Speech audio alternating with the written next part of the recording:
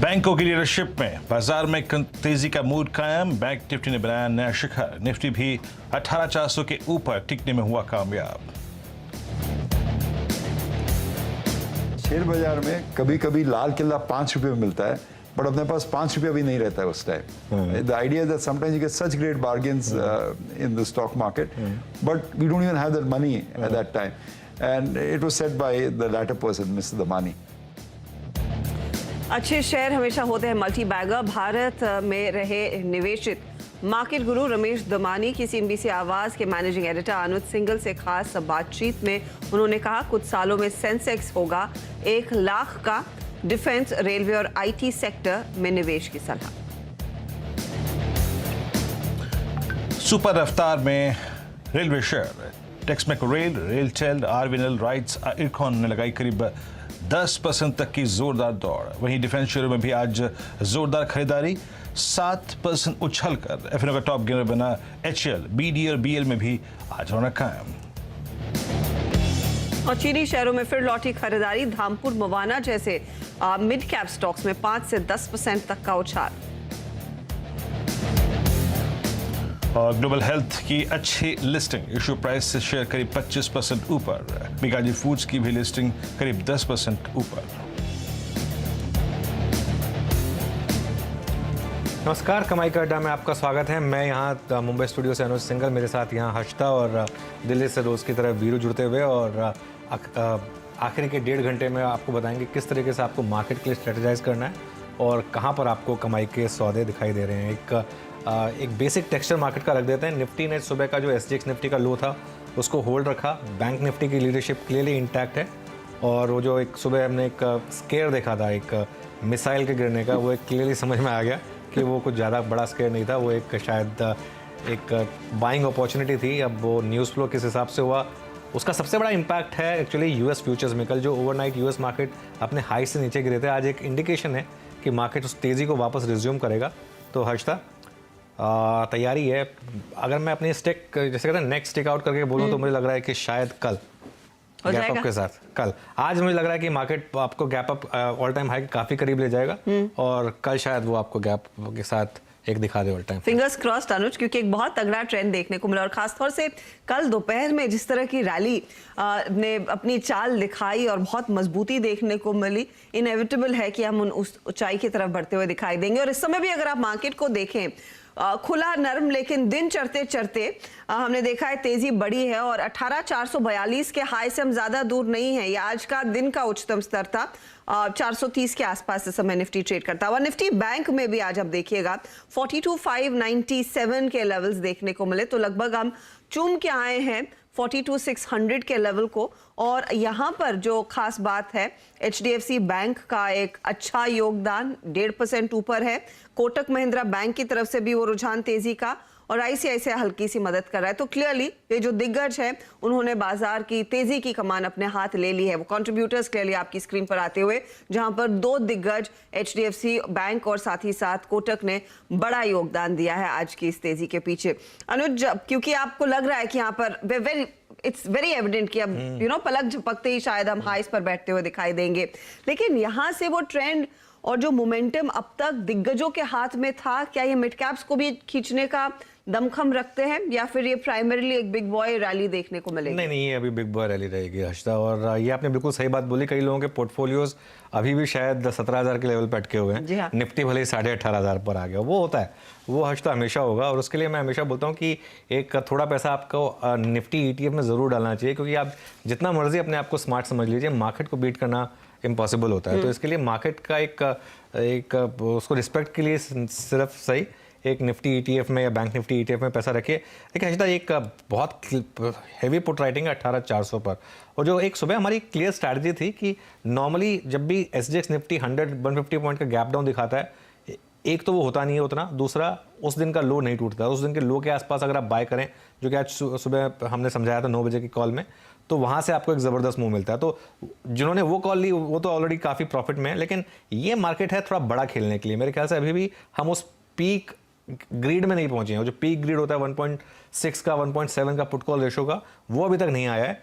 18,400 और 18,500 की कॉल पर जबरदस्त कॉल राइटिंग है। और ये आपको याद होगा, कल भी कॉल राइटर्स ने जो जिस तरीके से पहले हाफ में राइटिंग की थी और सेकंड हाफ में उनकी क्या ज़बरदस्त पिटाई हुई थी, मेरे ख्याल से अब कॉल राइटर्स तैयार हैं वापस एक राउंड और पिटाई खाने के लिए। देखिए, इस मार्केट में आप कॉल राइट मत करिए, बहुत सिंपल स्ट्रैटेजी है, क्योंकि वो जिस बार भी वो मार्केट घूमेगा जहाँ से भी, वो बहुत ज़बरदस्त मूव आपको दिखाएगा। और मार्केट में कोई कमज़ोरी का कोई संकेत नहीं है इस समय, मार्केट बहुत स्ट्रांग है। और जैसा मैं बोल रहा था, नया हाई बनने की तैयारी है। आज का लास्ट का आधा एक घंटे का मूव आपको बता देगा कि कल हम सुबह न्यू हाई बनाएंगे कि नहीं बनाएंगे। हम हैं अभी 18,420 पर। कल अब अगर दिन बंद होते होते अगर हम पहुँचे मान लो 18,480 500 तक भी पहुँच गए, तो कल तो गैप अप मिलना ऑलमोस्ट तय है आपको। जिस तरीके से यूएस फ्यूचर्स बिहेव कर रहे हैं, मुझे लग नहीं रहा कि कोई एक इंडिकेशन है जिससे कल आपको एक डिक्लाइन मिलेगा। और शाम तक ये जितने भी जियोपॉलिटिक्स के इशू थे ये भी क्लियर हो जाएंगे। तो ये समझिए कि क्यों गैप अप मिलता है मार्केट में, क्योंकि क्यूज पॉजिटिव है, तो कल गैप अप मिलेगा। बैंक निफ्टी देखिए आज तक 200 पॉइंट ऊपर है और वापस एचडीएफसी बैंक में ज़बरदस्त एक कंट्रीब्यूशन दिख रहा है एचडीएफसी बैंक की तरफ से। आईसीआईसीआई बैंक ने भी स्टार्ट स्ट्रॉन्ग किया था, लेकिन उसके बाद थोड़ा कूल ऑफ हुआ है वहाँ पर। लेकिन इस महीने एचडीएफसी बैंक 10% ऊपर है। एचडीएफसी बैंक और एचडीएफसी 10% ऊपर है। ये ज़बरदस्त लीडरशिप लेने की तैयारी कर रहा है।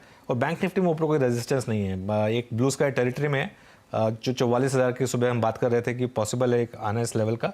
और कोटक प्लस एचडीएफसी बैंक ये क्लियरली लीडरशिप ले रहे हैं मार्केट में। जैसा मैं कह रहा हूँ, हालांकि हर कुछ अच्छा लग रहा है, सिर्फ एक ये है कि ब्रॉडर मार्केट इतना पार्टिसिपेट नहीं कर रही है। जी हाँ। वो एक थोड़ी सी एक, लेकिन सब चीज़ें आपके फेवर में नहीं जाएंगी, कहीं ना कहीं तो थोड़ी बहुत चीज़ें आपके अगेंस्ट भी जाएंगी। तो ये मान लीजिए कि इस समय लार्ज कैप का दौर है और शायद दिसंबर सीरीज होगी जिसमें मिड कैप्स पार्टिसिपेट करेंगे। तो let's hope for the best कि मिड कैप्स में ऑफ कोर्स तेजी आएगी और दिसंबर सीरीज क्या 15 दिन ही तो दूर है, तो वहां पर एक्शन लौटता हुआ दिखाई दे। वीरू, आफ्टरनून बताइए, आप जब इस डेटा को पढ़ रहे हैं, सिग्निफिकेंट क्या दिख रहा है? देखिए हर्षदा, बैंकिंग में तो इस वक्त कोटक महिंद्रा बैंक ने एक बहुत स्ट्रॉन्ग कमान संभाली हुई है। हालांकि अगर मैं पिछले कुछ देर में देखूं तो एक स्टॉक और लेके आइए जनाब, और वो है एचडीएफसी बैंक, जिसमें थोड़ा सा ओआई एडिशन शुरू हुआ है। मतलब आप समझ लीजिएगा कि 12:30 के बाद एचडीएफसी बैंक में, स्पेशली अगर आप देखें 12:30 के बाद, बहुत स्ट्रॉन्ग एडिशन शुरू हुआ है, जब इसने करीब 1628 का अपना इस स्विंग का हाई काटा। स्ट्रॉन्ग ओआई एडिशन हुआ है। तो बैंकिंग में दो स्टॉक्स, कोटक सुबह तक आइसोलेशन में था, थोड़ा बहुत ऊपर इंटरेस्ट बिल्डअप हुआ था इक्का दुक्का स्टॉक्स में, लेकिन कोटक लीड कर रहा था। लेकिन 12:40 के बाद एचडीएफसी बैंक में स्ट्रॉन्ग वेरिएशन हुआ है। और कुछ स्टॉक्स जहां पे काफ़ी स्ट्रॉन्ग बिल्डअप हुआ है, उसमें याद रखिएगा कैपिटल गुड्स आज एक लीड लेते हुए कमेंट्स ऑल टाइम हाई पर। इनफैक्ट हम रोज ट्रेड पे बात भी करते हैं, कल भी हमने कॉल पे बात की थी। 11.8%, एचएल में 6.4% in the defence space, Siemens 3.5%, BEL 4.8%। ये पूरा का पूरा स्पेस बहुत स्ट्रॉन्ग ओआई अपनी तरफ खींचता हुआ। सीमेंट में अभी भी श्री सीमेंट, डालमिया भारत और एसीसी में बहुत स्ट्रॉन्ग ओआई बिल्डअप है, 3.6, 3.9, 1.6। और एक और स्पेस अगर आप देखें फार्मा, जहां पे आज थोड़ी शॉर्टिंग हुई है, इसमें मेट्रोपोलिस और सिंजन, ये कुछ ऐसे स्पेस जहां पर स्टॉक्स जहां पे काफ़ी शॉर्टिंग हुई है। हर्षदा जी हाँ, तो कुछ स्टॉक्स जहां पर पोजीशंस क्लियरली अनवाइंड होती हुई दिखाई दी है, लेकिन आज तेजी का दिन है, स्पेशली अगर आप दिग्गजों में ट्रेड करें। 18,400 के आसपास निफ्टी क्लियरली टिका हुआ है। चलिए आपको कुछ स्टॉक्स दिखाते हैं जहां पर आज ट्रेंड तेजी और मंदी दोनों के साइड का बनता हुआ दिखाई दिया है। एक फिर से डिसाइसिव मूव तेजी की तरफ बनता हुआ, तो खरीदारी वाले काउंटर्स ही आपकी स्क्रीन पर आएंगे। और एचडीएफसी बैंक की हम चर्चा कर ही रहे थे, वो स्टॉक देखिए 1.25% ऊपर, एचडीएफसी में भी करीब 1% तक की तेजी। इन दोनों ही काउंटर्स में हमने देखा है पिछले 1.5 हफ्ते से अच्छी तेजी, अच्छी खरीदारी बन रही है। कल एक्साइड का हम जिक्र कर रहे थे, आज अमराजा में करीब 2% का उछाल। और चीनी कंपनियां जहां पर हमने देखा है रुझान खरीदारी का, मिड कैप्स में हमने देखा मवाना जैसे काउंटर्स, धामपुर जैसे काउंटर्स ज्यादा भागे हैं, लेकिन वायदे बाजार में करीब 2% ऊपर आपका बलरामपुर चीनी दिखाई देगा। क्या नहीं चला है? आरती इंडस्ट्रीज में बिकवाली का दबाव हावी, 3% नीचे। अपोलो टायर्स 5% करेक्ट कर रहा है, हालांकि अपोलो ने बहुत तगड़ी गाइडेंस दी थी, लेकिन स्टॉक में मुनाफा वसूली आ गई है। हिंडाल्को आज 2% नीचे, तो अपोलो हॉस्पिटल में भी हम देख रहे हैं कुछ मुनाफा वसूली होती हुई। आज हॉस्पिटल कंपनियों में मेदांता यानी कि ग्लोबल हॉस्पिटल की जो लिस्टिंग हुई है वो दमदार रही है, वो स्टॉक करीब 23% ऊपर, लेकिन दूसरे स्टॉक्स में हमने देखा है कुछ कूल ऑफ आता हुआ दिखाई दिया है। तो ये फिलहाल अब तक मार्केट की चाल। हमारे साथ हमारे जानकार अब जुड़ गए हैं, उनको शामिल करते हैं कार्यक्रम में। फंडामेंटल्स के लिए गौरांग शाह से बात हो रही है, टेक्निकल कॉल्स के लिए राहुल शर्मा, प्रकाश काबा, चंदन तापड़िया, समत चौहान और मानस जायसवाल हमारा साथ देंगे। कुछ ही देर में आपके लिए लेकर आने वाले हैं 2:40 पर 4 का चौका, जहां पर आज सस्ता ऑप्शन राहुल शर्मा तैयार कर रहे हैं। एफनो का सुपरस्टार गाबा साहब देंगे तो चार्ट का चमत्कार समित चौहान से लेंगे हम, और मिड कैप फंडा गौरांग शाह के जिम्मे तो है ही। 2:50 पर मार्केट बिग वॉइस में एलेक्स इक्विटीज के दीपन मेहता हमारे साथ जुड़ने वाले हैं। डीलिंग रूम चेक का जायजा लिया जाएगा, क्या चल रहा है ये सब आपकी स्क्रीन पर आएगा कुछ ही देर में। लेकिन मार्केट पर आपकी राय, आपके लिए एक राय लेकर आते हैं। जब मिड कैप इंडेक्स आपकी स्क्रीन पर लेकर आते हैं, जो हम कह रहे थे कि देखिए दिग्गजों पर ही फोकस्ड है ये रैली, एक बिग बॉय रैली है, छोटे मझौले काउंटर्स की तरफ से ज्यादा योगदान नहीं। मिड कैप इंडेक्स अब 100 पॉइंट नीचे ट्रेड करता हुआ दिखाई दे रहा है। जानकारों को जोड़ना शुरू करते हैं। राहुल शर्मा, आफ्टरनून, बताइए आपका इस समय का कन्विक्शन कॉल क्या है, मार्केट को कैसे पढ़ रहे हैं? नमस्कार अर्चना जी। देखिए, मेरा तो ये मानना है कि जैसे 42,500 के ऊपर बैंक निफ्टी निकला है, यहाँ पर जो रिस्क रिवॉर्ड है लॉन्ग्स के लिए बहुत ही कम रह गया। इनफैक्ट प्रॉफिट बुकिंग करने की राय रहेगी। थोड़ी देर पहले हमने शेयर किया था कि बैंक निफ्टी का जो पुट कॉल रेशियो है वो 1 महीने के हाईएस्ट लेवल तक पहुंच गया है, और इसका मतलब ये है कि एक करेक्शन यहाँ पर डेफिनेटली ड्यू है, दोनों निफ्टी में और बैंक निफ्टी में भी। निफ्टी में देखिए गैप फिल करना बाकी है मेरे हिसाब से। जो हिसाब से मोमेंटम स्लो डाउन हुआ है लास्ट 2-3 सेशन से, क्लियरली इंडिकेट कर रहा है कि एक नीचे का राउंड आ सकता है, जहां पर निफ्टी 18,200 से लेकर 18,000 तक के लेवल्स रिटेस्ट कर सकता है। तो दोनों इंडाइसेस पे कॉशियस स्टांस है। बैंक निफ्टी शॉर्ट्स इनिशिएट कब होंगे? देखिए निफ्टी में आज के लेवल्स के हिसाब से अगर बात करूं तो 18,430 के नीचे फ्यूचर्स में शॉर्ट इनिशिएट होंगे। लगातार हमने आज कंसोलिडेट किया है और सेल सिग्नल जनरेट होगा आज के हाई के स्टॉप लॉस से। जहां तक हाई कन्विक्शन ट्रेड की बात है, पोजिशनल ट्रेड है। ग्रासिम का सेटअप हमें बहुत बढ़िया लगता है। ग्रासिम में रिस्क रिवॉर्ड्स लॉन्ग के लिए बहुत फेवरेबल है। लॉन्ग टर्म चार्ट्स पे एक बहुत ही बेहतरीन कप एंड हैंडल पैटर्न का सेटअप है यहाँ पर, और साथ में लास्ट 3 दिन से तकरीबन 14.5% ओपन इंटरेस्ट बिल्टअप हुआ है ग्रासिम के अंदर, और मुझे लगता है कि कहीं ना कहीं ग्रासिम में एक बड़ा ब्रेकआउट आने की तैयारी हो रही है। हमारे टारगेट्स ग्रासिम में 1830 और 1930 के हैं। इसे पोजिशनल बेसिस पे बाय कीजिए। 1628 का स्टॉप लॉस रहेगा नीचे में। ठीक है राहुल, गुड आफ्टरनून।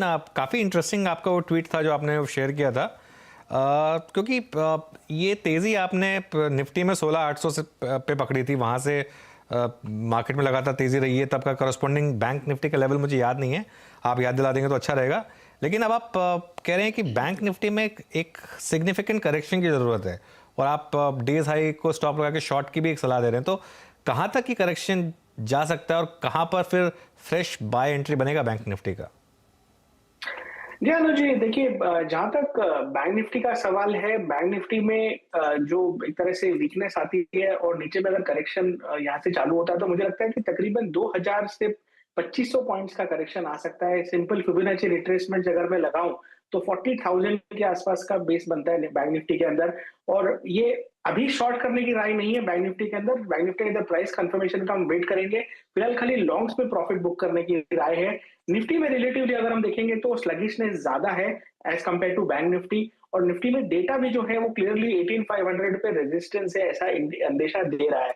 जहां तक निफ्टी में सवाल है, देखिए कोई भी चीज स्ट्रेट लाइन में हमेशा नहीं जाती, और हमने लिटरली 1500 पॉइंट की रैली निफ्टी में देखी बिना किसी मेजर करेक्शन के। तो मुझे लगता है कि at least to begin with 400 point का करेक्शन निफ्टी में रियलिस्टिकली पॉसिबल है, जो कि हमें 18,000 तक नीचे में ले जा सकता है। आपको स्टॉप लॉस क्या लगाना है? देखिए कल का और आज का जो हाईज है वो बहुत ही इंपॉर्टेंट हो जाते हैं। ये हाईज अगर निकलेंगे तो डेफिनेटली और एक राउंड ऑफ मोमेंटम आएगा जो शायद ऑल टाइम हाई भी निकाल दे, लेकिन रिस्क रिवॉर्ड जो है क्लियरली यहाँ पर फेवरेबल है। तो आज का जो 18,442 का जो हाई है वो हाई का स्टॉप लॉस लगाकर शॉर्ट कीजिए, और मुझे लगता है कि कहीं ना कहीं 400 पॉइंट का correction to begin with Nifty में देखने को मिल सकता है। ओके, 400 पॉइंट का करेक्शन निफ्टी में और करीब 2000 पॉइंट का करेक्शन बैंक निफ्टी में। तो निफ्टी बाय करिए करीब 18,000 के लेवल पर, और बैंक निफ्टी बाय करिए करीब 40,000 के लेवल पर।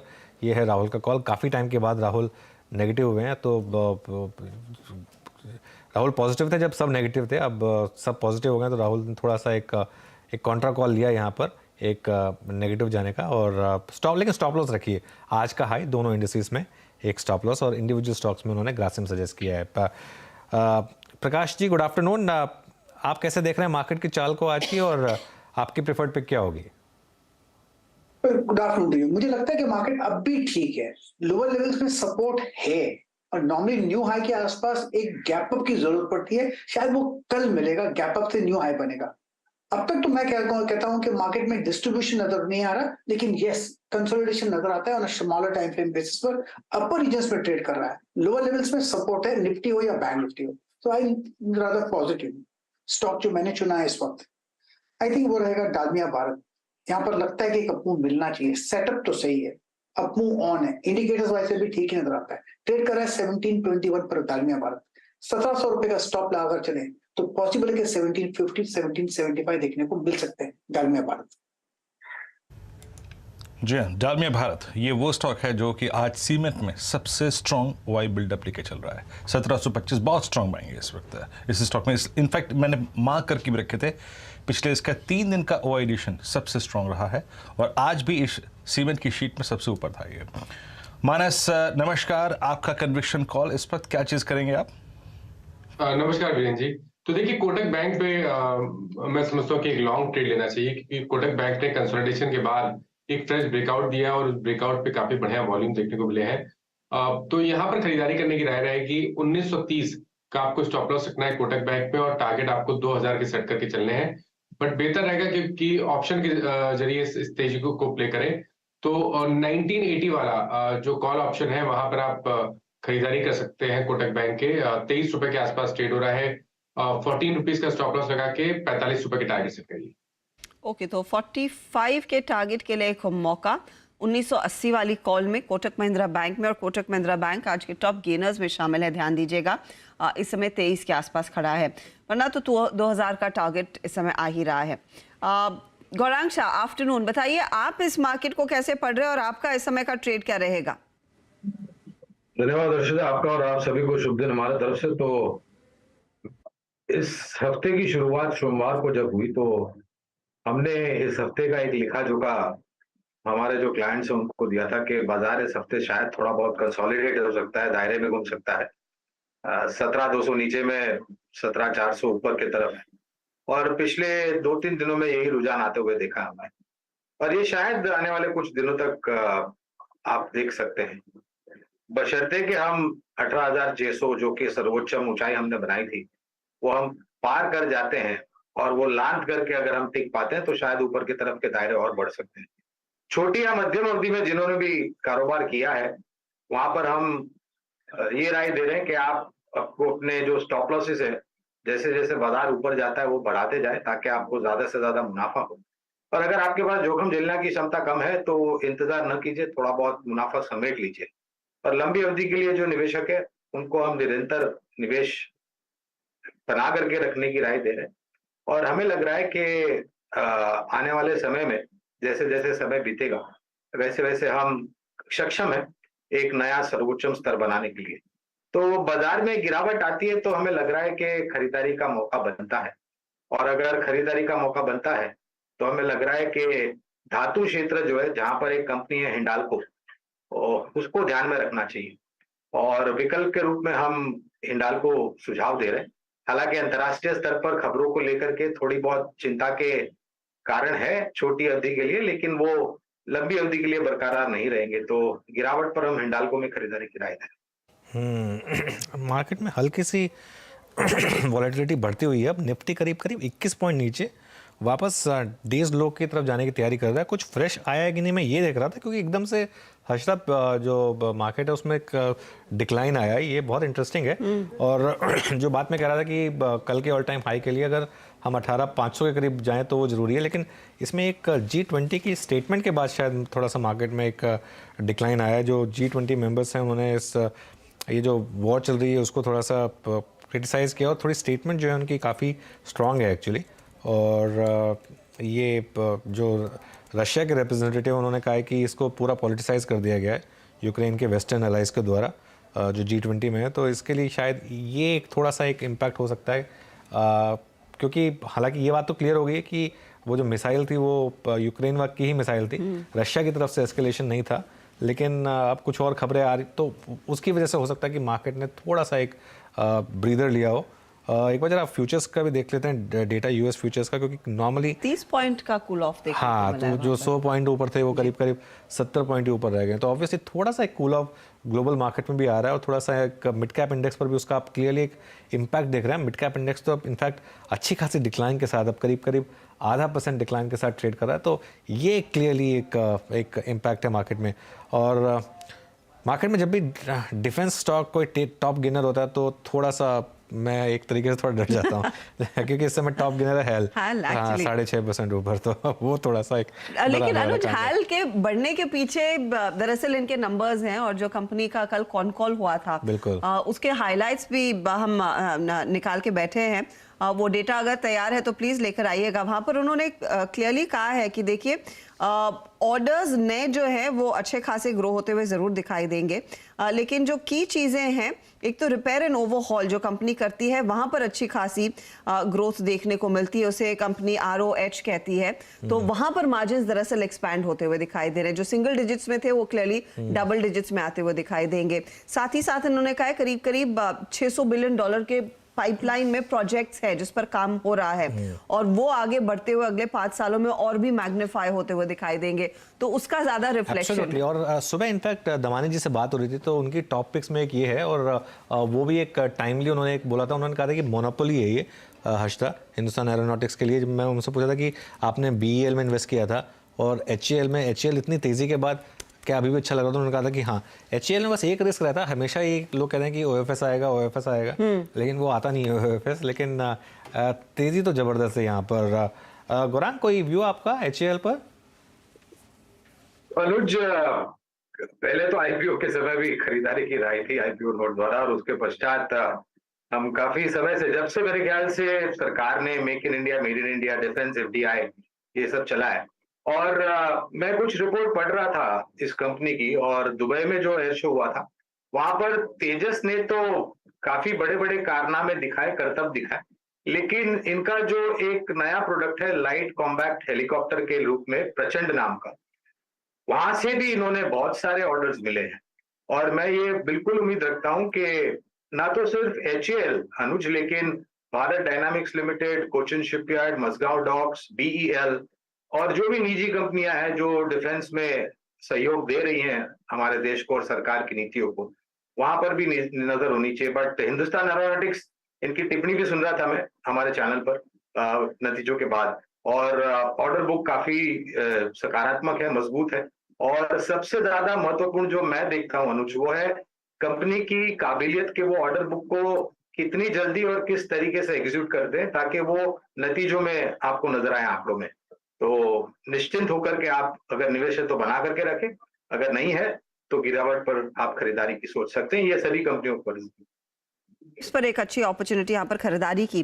तो इनफैक्ट इन्होंने अपना गाइडेंस रिपेयर एंड ओवरहॉल और स्पेयर्स बिजनेस के लिए क्लियरली डबल किया है। वो डेटा आपके सामने अब आएगा। 10 से 12% किया है, जहां पर पहले इन्होंने करीब 5 से 6% दिया था, और ये अगले 2 सालों के लिए दरअसल आंकड़ा डबल होता हुआ दिखाई दिया है। EBITDA मार्जिन के लिहाज से भी कंपनी का जो गाइडेंस है वो 2% ऊपर आ गया। 26 से 27% के EBITDA मार्जिन की कंपनी बात कर रही है, जहां पर ये पहले 24 से 25% के बीच था। क्लियरली ये रिपेयर एंड ओवरहॉल का बिजनेस का शेयर भी इनके ओवरऑल बिजनेस में बढ़ता हुआ दिखाई देगा। तो पाइपलाइन 6 से 12 महीनों में $600 बिलियन की, और ऑफ कोर्स 3 से 5 सालों में $700 बिलियन से ज्यादा की। तो मैक्सिमम ऑर्डर्स इनको जो डिलीवर करने हैं इस पर्टिकुलर पाइपलाइन में, वो अगले 6 से 12 महीनों में करने हैं, और फिर ऑफ कोर्स इंटरनेशनल ऑर्डर्स पर भी कंपनी फोकस कर रही है। राहुल शर्मा, HAL पर एक टेक चेक दे पाएंगे आप 2680 के लेवल्स पर, और ये स्टॉक इनफैक्ट एक तरफा तेजी वाला काउंटर रहा है इस साल। जी हाँ, काफी मजबूत तेजी आज के सेशन में देखने को मिली है। देखिए, लगातार स्टॉक 15 सितंबर से यहाँ पर कंसोलिडेट कर रहा है, लेकिन मजे की बात यह है कि 50 दिन का मूविंग एवरेज इसने एक बार भी ब्रेक नहीं किया, और मुझे लगता है कि ये वाला जो मोमेंटम है 2750 तक स्टॉक को ले जा सकता है। अगर आपके पास ये स्टॉक ऑलरेडी है तो थोड़ा प्रॉफिट यहाँ पर बुक जरूर करें, क्योंकि ओवरऑल निफ्टी पे आउटलुक हमारा ज्यादा बुलिश नहीं है यहाँ पर, लेकिन पोजिशनली मुझे लगता है कि यहाँ पर अच्छी तेजी आने वाले 10 से 15 सेशन में बनी रहनी चाहिए। तो आज एक बड़ा ब्रेकआउट है, वो भी ऐसे साइडवेज मार्केट में जहां पर ज्यादा स्टॉक्स ने आज स्ट्रगल किया है। मेरे हिसाब से 2600 का एक स्टॉप लॉस लगाकर इसमें आप पोजीशंस में बने रह सकते हैं। जी हाँ, HCL पर अगर आप देखें काफ़ी देरी की डिस्कशन हुआ। इस बीच जरा प्लीज़ निफ्टी लिखे आइए आपकी स्क्रीन पर, और वो 18,400 18,500 के कॉल राइटर्स, हालांकि देखिए वो कॉल राइटर्स बात दूसरी थी, लेकिन इस टाइम इस वक्त निफ्टी डे लो पर आता हुआ 18,365, मॉर्निंग का जो लो था वो करीब था 18,354। बैंक निफ्टी आपकी स्क्रीन पर अगर आप देखें करीब करीब समझ लीजिएगा कि 42,449 पे, यहाँ पे इतना प्राइस डैमेज नहीं हुआ है, लेकिन प्राइस डैमेज ही आया कहाँ से है। माना जरा प्लीज़ एक बार आप अदानी इंटरप्राइजेस के चार्ट्स को देखिए। Suddenly in a single session इसका drop towards 10-day exponential moving average. I think बड़ी कैंडल क्रिएट हुई है, ऑलमोस्ट ये कैंडल एक स्ट्रॉन्ग कैंडल रिवर्सल की पूरी प्रॉपर्टीज़ को पूरा करती है। माना अभी शॉर्ट की बात तो मैं नहीं करूंगा, बट कोई अगर लॉन्ग लेके बैठा हुआ है यहाँ पर, पिछले 7 सेशन की जो ट्रेजेक्टरी थी उसको वॉलेट कर चुका है। इनफैक्ट अब 7 नवंबर के लोज को वॉलेट करने की तैयारी करता हुआ। आपका व्यू इस स्टॉक पे? देखिए 4000 का स्तर बहुत अहम था, क्योंकि करीब 5-6 सेशन से अगर आप देखिए तो एक रेंज में स्टॉक ट्रेड कर रहा था, 4000 पे सपोर्ट ले रहा था और ऊपर की तरफ 4075 के आसपास रेजिस्टेंस फेस कर रहा था। तो जब 4000 के लेवल्स ब्रेक हुआ तभी आपको वहां पर एग्जिट होना चाहिए, लेकिन अगर अभी तक नहीं किया है तो मेरा समझना है कि कोई बाउंस बैक देखने को मिले और 3950 तक के भाव देखने को मिले तो वहां पर हम निकलने की कोशिश करिए। खरीदारी, फ्रेश खरीदारी 4075 के ऊपर करेंगे। नीचे की तरफ 20 डे मूविंग एवरेज जो कि 3750 के आसपास है, वो लेवल्स आप देख सकते हैं अदानी इंटरप्राइज में जल्दी। ओके, तो ये फिलहाल आपके लिए अदानी एंटरप्राइजेज में ऊपरी लेवल्स पर बिकवाली करने की सलाह। स्टॉक में हमने देखा है कि आज अच्छा खासा करेक्शन, और करेक्शन इनफैक्ट गहराता हुआ बाजार में भी दिन के लोज के आसपास इस समय आपको निफ्टी दिखाई देगा। 18,354 का लो था, उससे करीब 6 पॉइंट ही दूर है। इनफैक्ट अब 2 पॉइंट दूर मेरी स्क्रीन पर डे लो पर निफ्टी फिसलता हुआ, और निफ्टी बैंक जहां पर 200 पॉइंट तक की बढ़त देखने को मिली थी, और यहां पर भी आप देखिएगा 42,450 तक के लेवल्स आ गए हैं। मिड कैप सनो जब 250 पॉइंट नीचे, तो क्लियरली कुछ ऐसी चीज है जिसने बाजार को अचानक डराया है। बिल्कुल, कुछ तो हुआ है ये एकदम से हटता। और ये देखिए जो निफ्टी का इंट्राडे चार्ट अगर आप लेकर, लेकिन एक बहुत इंटरेस्टिंग चीज़ हो रही है। एक बार निफ्टी फ्यूचर्स का डेटा लेकर आइए। मैं एक नॉर्मली, क्योंकि निफ्टी फ्यूचर्स जो है वो ट्रेडेड इंस्ट्रूमेंट होता है, तो मैं उस पर काफ़ी ध्यान देता हूँ। निफ्टी फ्यूचर्स का सुबह का लो था 18,403 और वो है 18,415 अभी। निफ्टी ने अभी इंट्राडे लो बनाया है, निफ्टी फ्यूचर्स ने अभी भी इंट्राडे लो नहीं बनाया है। तो मैं अभी भी एक, जैसे कहते हैं ना, बुल्स की जो होप होती है कि शायद ये एक फॉल्स ब्रेकडाउन है, ये एक फॉल्स ब्रेकडाउन के चांसेस हो सकते हैं। और उसका चांस होगा अगर निफ्टी फ्यूचर्स में वो जो सुबह का 18,385 का SGX निफ्टी लो था वो बच जाता है। तो मैं निफ्टी स्पॉट की बजाय जस्ट आज के लिए सिर्फ निफ्टी फ्यूचर्स पर ध्यान दूंगा, क्योंकि मुझे कुछ ऐसा इंडिकेशन दिख नहीं रहा है, एक्सेप्ट फॉर डाउ फ्यूचर जो 30 पॉइंट हल्के हुए हैं, उसके अलावा मुझे और कोई इंडिकेशन दिख नहीं रहा है। मैं देख रहा था डॉलर इंडेक्स देख रहा था, मैं लाइव रेट देख रहा था डॉलर इंडेक्स का, ऑन मार्जिन डॉलर इंडेक्स कमजोरी हुआ है, मतलब तेजी नहीं है डॉलर इंडेक्स में। बॉन्ड मार्केट के रेट्स देख रहा था मैं, यूएस के हल्की सी बॉन्ड यील्ड्स बढ़ी हैं, लेकिन ऐसा कुछ नहीं हुआ है। बाकी के ग्लोबल मार्केट्स में देख रहा था, यूरोपियन मार्केट्स या बाकी के मार्केट्स, कहीं भी ऐसा कोई इंडिकेशन नहीं है जहां पर एक दिख रहा हो एक क्रैक देखने को मिल रहा है। तो ये क्यों आया है? मुझे लग रहा है कि शायद एक फॉल्स ब्रेकडाउन हो सकता है, और हो सकता है मार्केट वापस आखिरी के आधे घंटे में फिर आपको एक वर्टिकल अपस्विंग भी दिखा दे। ये भी पॉसिबल है इस मार्केट में। इस मार्केट में बड़ी ट्रेड आपको जो है ना इस तरीके के प्लंजेस में ही मिलेगी। जो प्लंजेस आ रहे हैं उसमें बाय करने पर ही आपको बड़ी ट्रेड मिलेगी। इनफैक्ट मानस से पूछ लेते हैं कि कन्विक्शन और गट क्या कह रहा है। मानस, इस तरह की वॉलेटिलिटी का पूरा फायदा उठा रहे हैं क्या आप? ये एक अपॉर्चुनिटी है इंडेक्स में ट्रेड लेने की? देखिए मैं समझता हूँ कि थोड़ा वेट करना बेहतर रहेगा। उसका रीजन मैं आपको बताऊं, अगर आप ओपन इंटरेस्ट देखेंगे तो बहुत सारे फ्यूचर्स में ओपन इंटरेस्ट डिक्लाइन हुआ है, जो प्रॉफिट बुकिंग की तरफ संकेत कर रहा है। बहुत सारे स्टॉक्स ऐसे हैं जहां पर आपको अगर आप लॉन्ग बिल्डअप देखें तो कुछ ही ऐसे स्टॉक्स हैं जहां पर आपको लॉन्ग बिल्डअप दिखेगा। ज्यादातर में हमें हाई लेवल में प्रॉफिट बुकिंग देखने को मिली है, शॉर्ट बिल्डअप देखने को मिला है, तो इसलिए मैं थोड़ा सा वेट करूंगा, वो बेहतर रहेगा। लेकिन मैं अभी भी बेरिश नहीं हूँ।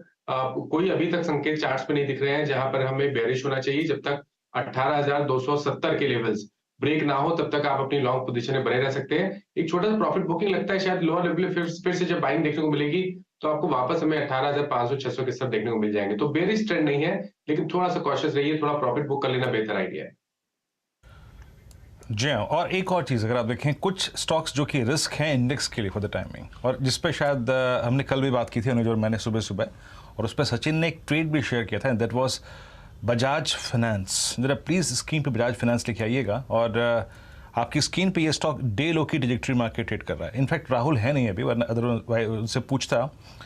बजाज फाइनेंस की इनफैक्ट 28 जुलाई की आपको एक कैंडल याद होगी, जब पोस्ट नंबर्स इसका एक स्ट्रॉन्ग एक कैंडल क्रिएट हुआ था। राहुल प्लीज़ ध्यान दीजिएगा, बजाज फाइनेंस ने आज उस कैंडल के जोन में एंटर कर लिया है। मतलब क्या कि 29 अगस्त 2022 की कैंडल को ब्रीच कर दिया है। फ्रैंकली स्पीकिंग उसके बाद बहुत दूर तक कोई ऐसा जोन नहीं है जो इसको प्रोटेक्ट कर पाए। 200 day exponential moving average placed है 6858 पर। राहुल, आपका व्यू बजाज फाइनेंस पे क्या है? आप इसको कैसे प्ले करेंगे? या डेफिनेटली बजाज फाइनेंस में काफी प्रेशर रहा है। इनफैक्ट चलते हुए मार्केट में ये स्टॉक ने काफी सेलिंग विटनेस की है, और मुझे लगता है कि ये सेलिंग एग्रेवेट होगी जब इसका 29 अगस्त का लो यानी कि 6861 का लेवल स्पॉट में टूटेगा। तो मुझे लगता है कि और एक राउंड ऑफ सेलिंग प्रेशर आएगा। जो आपने कैंडल बताई 28 जुलाई की, आई थिंक उसका एक गैप है, वो गैप फिल होना चाहिए 6430 के आसपास। तो मुझे लगता है 400-500 पॉइंट की मंदी और बजाज फाइनेंस में बन सकती है अगर ये लेवल 6860 टूटता है तो। और क्लियरली यहाँ पर एक डिसेंडिंग ट्रायंगल पैटर्न का भी एक फॉर्मेशन है। साथ ही में 200 दिन की मूविंग एवरेज भी आ रही है तकरीबन 6850 के आसपास। तो मल्टीपल सपोर्ट्स टूटने को है। आई थिंक प्रीएम्प्टिवली भी इसे शॉर्ट करके चला जा सकता है। इसमें 7050 का एक स्टॉप लॉस लगाइए फ्यूचर्स में और शॉर्ट कीजिए। मुझे लगता है 6500 तक का एक टारगेट आपको बजाज फाइनेंस में पोजिशनल बेसिस में देखने को मिल सकता है। ओके, ठीक है, पोजिशनल बेसिस पर एक टारगेट और शॉर्ट करने की राय। अच्छा, एक बार जरा निफ्टी का टिक बाय टिक लेकर आइए। जो मैं एक बात कह रहा था कि शायद एक फॉल्स ब्रेकडाउन का भी कई बार केस बनता है, तो थोड़ा सा नीचे के लेवल से एकदम से हटता 20-25 पॉइंट अब हम रिकवर भी कर गए हैं, लेकिन और बैंक निफ्टी वापस अब 100 पॉइंट ऊपर आ गया, 105 पॉइंट ऊपर। लेकिन एक काम करते हैं, राहुल ने वो जो शॉर्ट कॉल दी थी, राहुल उसको एक बार जरा रिविजिट करते हैं। लेकिन जो शॉर्ट आप बोल रहे हैं राहुल इंडेक्स पर अब इस समय लेने के लिए, ये प्योरली इंट्राडे था या 2-3 दिन का पॉइंट ऑफ व्यू से भी ले सकते हैं? क्योंकि उसमें गैप अप का एक रिस्क हो जाता है मार्केट में कभी भी किसी कारण से, तो उसको कैसे हेज करेंगे आप?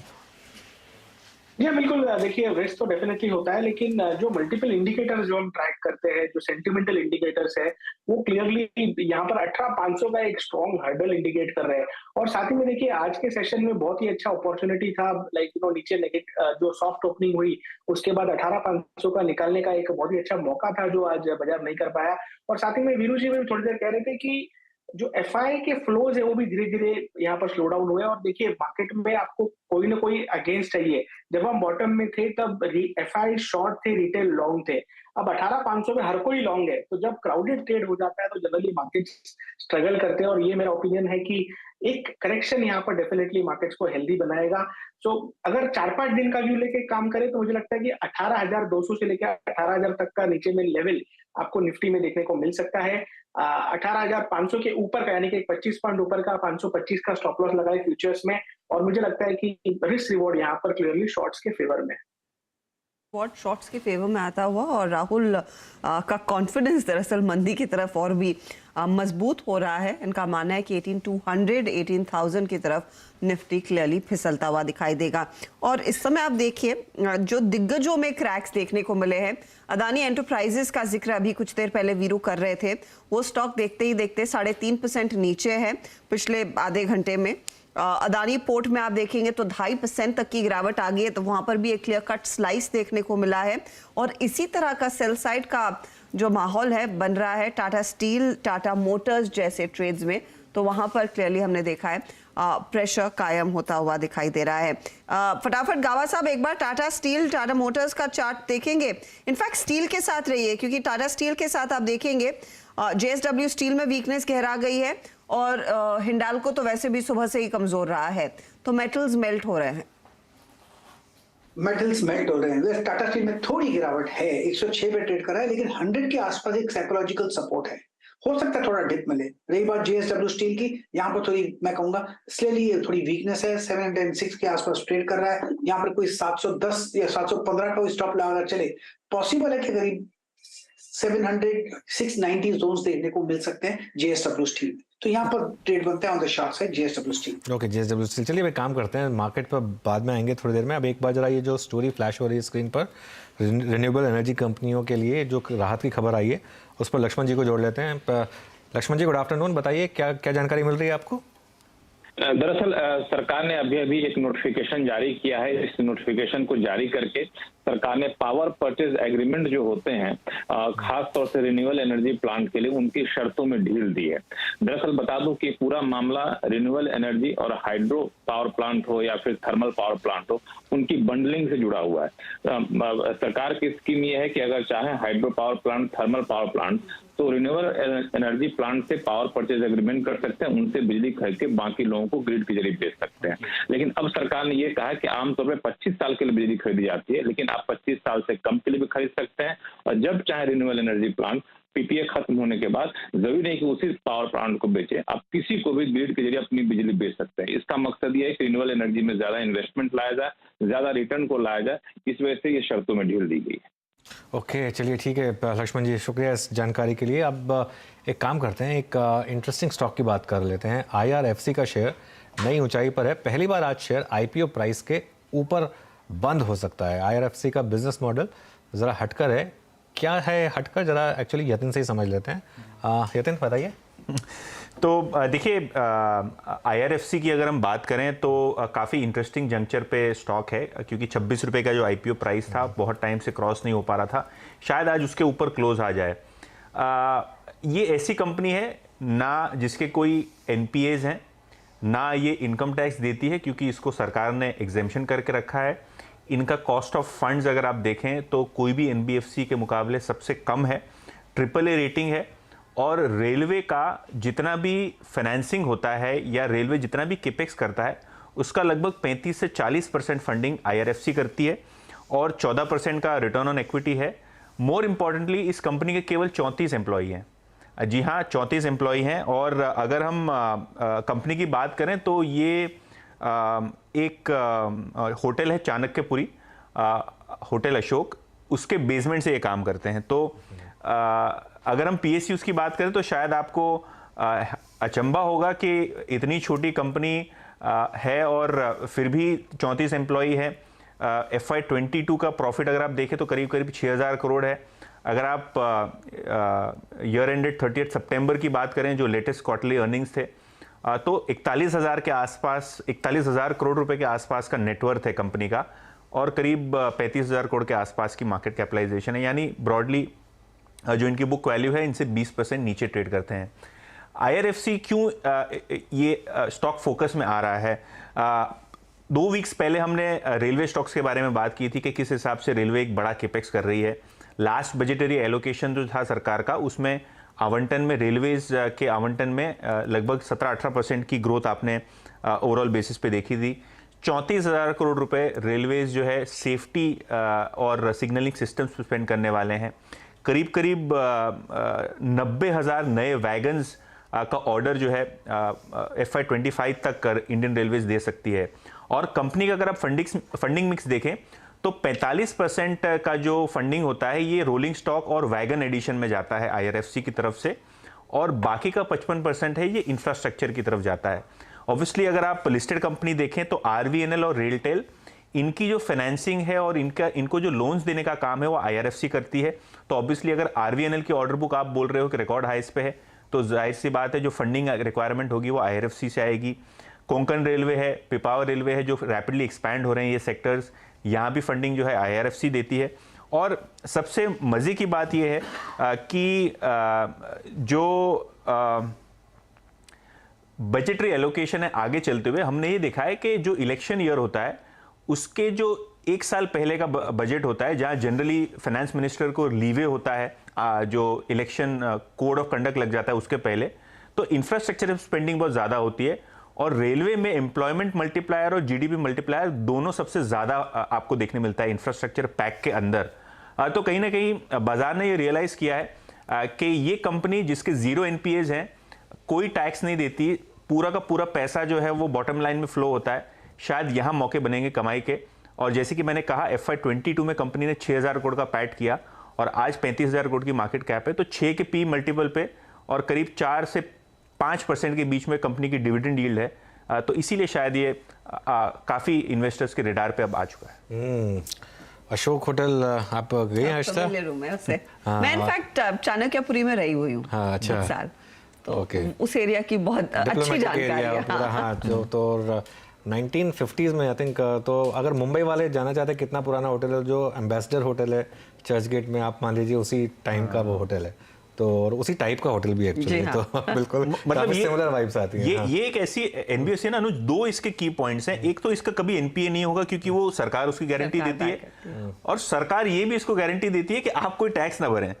इसका आप टैक्स एक्सपेंस देखेंगे तो FY22 में करीब मुझे लगता है 30-35 लाख रुपए का था। वो भी शायद इन्होंने ऑडिट फीस या कुछ तो अमाउंट दिया होगा, या कुछ एनुअल अर्निंग्स हैं, या मैं क्वार्टरली देख रहा था तो काफी वोलेटाइल। हाँ, ये बेसिकली थोड़े लंपी होते हैं इसके सारी चीजें। बट अगर आप कंसोलिडेटेड बुक देखें या जो कंपनी की AUM देखें तो 5 लाख करोड़ के पार है। तो ऐसा नहीं कि कंपनी कोई छोटी मोटी है, 6,000 करोड़ कमाती है, 5 लाख करोड़ के, हाँ, और डिसेंट साइज की कंपनी है। ऑब्वियसली एक इसके अंदर रिस्क जो हो सकता है वो ये हो सकता है कि शायद गवर्नमेंट टैक्सेशन करना चाहे इसको, बहुत लो प्रोबेबिलिटी है लेकिन फिर भी एक रिस्क है।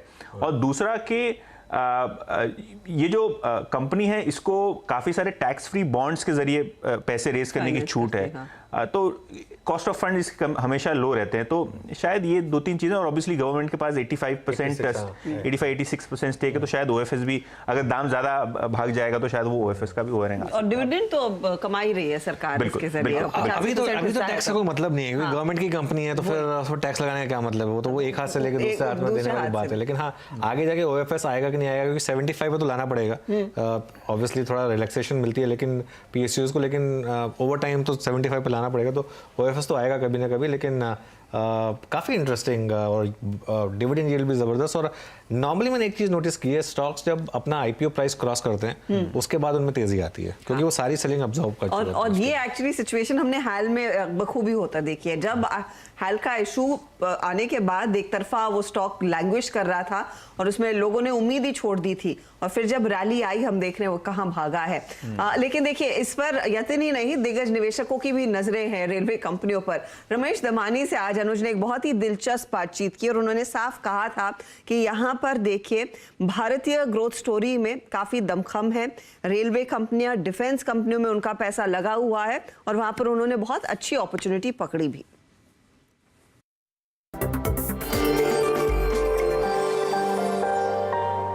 India is large as a buffet of choices, you say.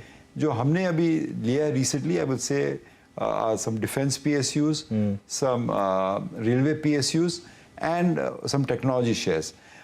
Defense and rail has done well, so we bought and sold them. So I'm being very clear that I've not bought all of them. I bought and sold some of them. But they offer very good opportunities to people. ये क्या एक PSU क्षेत्र था, एकदम neglected था, कोई firm आज देखना ही था. And yet these companies were available with single-digit PEs, 6-7% yield, and जो order book थी, visibility was for 5-10 years time. So that made for good economic sense to me. And जो point I think market ने नहीं समझा कि government is very interested in capital expenditure. How do they do this capital expenditure? They will do this through some of these listed PSUs. All right, so that gives us a great opportunity, great visibility in these companies. And I think corporate governance standards generally in India have improved. So the people who are scared of corporate governance, and maybe in OMCs, it's still a problem, but corporate governance is going to improve dramatically in India. So they offered good values to us, so we made a bet on them.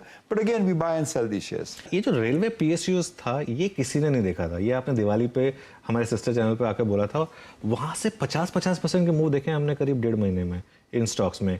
ऐसा क्या change हो गया इनमें, जो खासतौर से railway PSUs हैं उनमें ऐसा क्या चेंज हो गया? अभी PSU टैग तो है ही इनके साथ, और एक रिस्क तो रहता ही है कि कभी भी जैसे एक बार IRCTC के साथ हुआ था, एकदम से ओवरनाइट एक पॉलिसी चेंज हुई और एकदम से एक स्टॉक 20-30% गिर गया था, तो वो एक रिस्क फैक्टर यहाँ पर रहेगा दमानी जी? They're in all companies. That is, I mean, in private companies, they're there. People misallocate capital, private company mein, public company. That's part of your judgment call of what you do. And a lot of people say, "Aap kaise lete ho PSU?" I pointed out again, not a recommendation, that I had bought Bharat Electronics, a company in 2003 at 20 rupees with 2 rupees ब्याज दे रहा था. So it had almost 10% और may be 5% yield, 40 with 2 rupees dividend yield, 300 crore में लिया था। आज बढ़ते बढ़ते 60,000 70,000 करोड़ का मार्केट गैप हो गया। सो वो 20 years it has created wealth. So it is जो एनालिस्ट का काम है, it is to pick good stocks whether it's in the public sector और इन द प्राइवेट सेक्टर। तो पीएसयू कंपनियों में देखिए रमेश दमानी ने बड़ा पैसा बनाया है और आज भी अगर आप इन स्टॉक्स पर नजर डाल लें तो काफी हरकत देखने को मिली है। हम चर्चा कर रहे थे आईआरएफसी की, वो स्टॉक आपके सामने है। 52 या माफ कीजिएगा, यहाँ पर 5.5% तक की बढ़त देखने को मिल रही है और अपने आईपीओ प्राइस के ऊपर फाइनली निकलता हुआ। गौरांग, कोई कवरेज है आईआरएफसी पर, कोई विचार जिस तरह का एक्शन देखने को मिला है इसमें लेटली? तो हर्षदा, मैं आज ये कह सकता हूं कि देर से आए दुरुस्त आए, क्योंकि हमने आईपीओ पर नोट निकाली थी और निवेश की राय दी थी और एक अरसे बाद ये अपने आईपीओ, मेरे ख्याल से आईपीओ कुछ 25 और 26 रुपए के आसपास था और आज वो उस पड़ाव के बाहर निकला है। और मैं बिल्कुल सहमत हूँ अभी जिस तरीके से बातें हो रही थी। एक तो निरंतर लगातार भारत के रेल की जो छवि है उसको सुधारने की कोशिश हो रही है। डेडिकेटेड फ्रेट कॉरिडोर्स, नए ट्रेन चलाने की बात हो रही है, हाई स्पीड ट्रेन चलाने की बात हो रही है, 400 वंदे भारत ट्रेन चलेगी हर्षदा। तो जाहिर है कि ऐसी कंपनियों पर आपको ज्यादा ध्यान देना चाहिए। समय लगेगा, ऐसा नहीं कि आपको ये तुरंत रिटर्न खड़ा करने के लिए आप देख सकते हैं। ये सब ऐसे स्टॉक्स है जो आप लेकर के 3 साल 5 साल आप अपने पोर्टफोलियो में रखें, लेकिन इसमें कोई आश्चर्य मुझे नहीं होगा कि काफी बेहतरीन रिटर्न ये आपको खड़ा करके देंगे। और मैं इसलिए कह रहा हूं ये लंबी अवधि, क्योंकि ये जो प्रोडक्ट्स है ये अभी अभी शुरू हुए या क्लियर हुए, इनको अमल में लाने के लिए थोड़ा समय लगता है। और अगर आईआरएफसी जैसी कंपनियां मेरे ख्याल से काफी अहम अदाकारी निभाते हैं जहां तक पूरा जो ढांचा है भारतीय रेल का उसको सुधारने में, और उसके साथ साथ और एक कंपनी है आईआरसीटीसी, मेरे ख्याल से इस कंपनी को भी काफी लाभ हो सकता है अगर 400 वंदे भारत ट्रेन चलाने की बात हो रही है। ओके, चलिए मार्केट एक बार वापस लेकर आते हैं। वो जो एकदम से रिकवरी आई थी, एकदम से फ्रेश नॉक निफ्टी के ऊपर 18,350 के नीचे इस समय निफ्टी, और इवन निफ्टी फ्यूचर जिसको मैं ट्रैक कर रहा था वो लो के लिए 18,387.5, वो भी जो 18,385 का एसजीएक्स निफ्टी का लो था उसके बेहद करीब पहुंचता हुआ। आप राहुल शर्मा जी को एक बार जरा स्क्रीन पर लेकर आते हैं। टाइमली शॉर्ट कॉल इन्होंने दिया निफ्टी पर, बैंक निफ्टी पर। तो राहुल जी, ये क्लियरली मार्केट में एक सेंस हो रहा है, ये क्या एक जो ओवरबॉट पोजीशंस थी उनका आपको लग रहा है कि थोड़ा सा एक क्लीन आउट हो रहा है या कुछ और यहाँ पर? और निफ्टी वर्सेस बैंक निफ्टी ज्यादा वीक क्या लग रहा है? देखिए, दोनों में से ज्यादा वीक निफ्टी है। बैंक निफ्टी अभी तक सेल मोड में नहीं आया है। मैंने बैंक निफ्टी में प्रॉफिट बुकिंग की राय दी थी, निफ्टी में शॉर्ट करने की राय थी। देखिए, ये जो है बेसिकली जो 18,500 का जो रेजिस्टेंस अगर निफ्टी को निकालना होता तो मेरा सेंस ये सिंपल था कि ये वन वे 1 या 2 दिन में निकल जाना चाहिए था, यानी कि मंगलवार तक हमें रेजिस्टेंस निकाल देना चाहिए था। लेकिन जो लास्ट 2-3 दिन में, इनफैक्ट लास्ट 3 ट्रेडिंग सेशन में जो मोमेंटम स्लो डाउन हुआ है निफ्टी में, अगर आप सिंपली आवरली चार्ट देखेंगे तो सारे मोमेंटम इंडिकेटर्स क्लियरली सजेस्ट कर रहे हैं कि मोमेंटम बढ़ नहीं रहा है, घट रहा है। क्लियरली आज जब 18,500 का लेवल मौका होने के बाद जब निकाला नहीं तो हमने यहाँ पर एग्रेसिव स्टांस लिया और निफ्टी पे शॉर्ट करने की राय दी। तकरीबन 50 पॉइंट इन द मनी है। शॉर्ट करने के बाद निफ्टी मेरे ख्याल से ट्रेड में बने रहे। मुझे लगता है कि 18,200 तक का लेवल एक इंडेक्स बेसिस पे निफ्टी में देखने को मिल सकता है। एक बार जरा देख लेते हैं कहाँ से वीकनेस ये एकदम से बढ़ी है। अदानी एंटरप्राइजेस जो वीरों ने स्पॉट किया था एक बार, इनफैक्ट उसके साथ साथ अब अदानी पोर्ट्स में भी अच्छी खासी डिक्लाइन आ रही है। हालांकि इनका इतना कंट्रीब्यूशन नहीं होता इंडेक्स में, लेकिन क्योंकि लास्ट के घंटे की हम बात कर रहे हैं तो इन्हीं 2 स्टॉक्स की सबसे ज़्यादा पिटाई हुई है। अदानी पोर्ट्स देखिए किस तरीके से एकदम से कोलैप्स हुआ है इंट्राडे में। अदानी एंटरप्राइजेस भी उसी तरीके से एक मुंह दिखाता हुआ। बड़े स्टॉक्स में मेटल्स में अच्छी खासी पिटाई, तो Tata steel, Hindalco, JSW steel, यहाँ पर आपको मुंह दिख रहा है। और इंडेक्स स्टॉक्स में अगर कंट्रीब्यूशन वाले स्टॉक्स की बात करें जो इस समय लोस की तरफ जा रहे हैं, तो स्टेट बैंक ऑफ इंडिया सबसे ऊपर आता है उसमें। स्टेट बैंक ऑफ इंडिया ने एक मुंह दिखाया है। कल एक्सिस बैंक जिस तरीके का मूव अपसाइड पे दिखा रहा था, ऑलमोस्ट उसका मिरर इमेज अब इस समय डाउन साइड पर प्ले हो रहा है एक्सिस बैंक में। ये एक्सिस बैंक का इंटरडे मूव देखिए, जब यहाँ पर भी एक डिक्लाइन है। और रिलायंस एक बार लेकर आइए, रिलायंस भी अब 2600 के नीचे फिसलता हुआ। और लेकिन देखिए आज तक क्या वॉलेटिलिटी है। बात करते करते निफ्टी वापस लो से 25 पॉइंट रिकवर भी हो गया। तो समझ में नहीं आ रहा, जितनी देर में हम अपनी बात पूरी करते हैं उतनी देर में मार्केट इनफैक्ट टिक बाय टिक लेकर आई है निफ्टी का वापस, उतनी देर में मार्केट दूसरी तरफ का मुंह दिखा चुका होता है। ये इंट्राडे वॉलेटिलिटी काफ़ी इंटरेस्टिंग है। जी हाँ, पर फिलहाल 15 मिनट बचे हैं 3 बजने में, होपफुली हम फिर से वो ग्रीन जोन में आते दिखाई दे। निफ्टी बैंक अपने लॉसेस को थोड़ा सा स्टेम करने की कोशिश में ज़रूर दिखाई दे रहा है, लेकिन हाँ बड़े मूव्स तो ज़रूर देखने को मिले। अच्छा, 1-2 ट्रेड्स जहाँ पर थोड़ी सी बिकवाली अब गहरा रही है, आयशर और टाटा मोटर्स पर एक बार नजर डाल लेते हैं फटाफट से। समित चौहान भी हमारे साथ जुड़ गए हैं। समित, आफ्टरनून, एक क्विक कॉल इन दोनों ही काउंटर्स पर। अदानी पोर्ट में क्रैकडाउन, एंटरप्राइजेस में क्रैकडाउन, फिर स्टील की हम बात कर रहे थे। नेक्स्ट इन लाइन सबसे ज्यादा लॉसेस जो पिछले 1 घंटे में दिखे हैं वो इन 2 काउंटर्स में हैं, ऑटो में।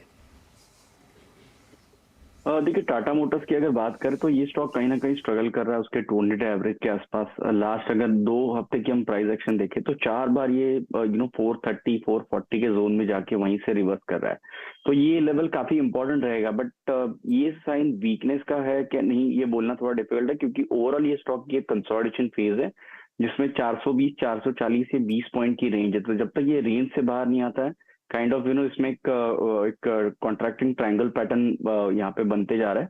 तो 420 के नीचे ही ब्रेकडाउन होगा और 440 के ऊपर एक मैसिव ब्रेकआउट हो सकता है।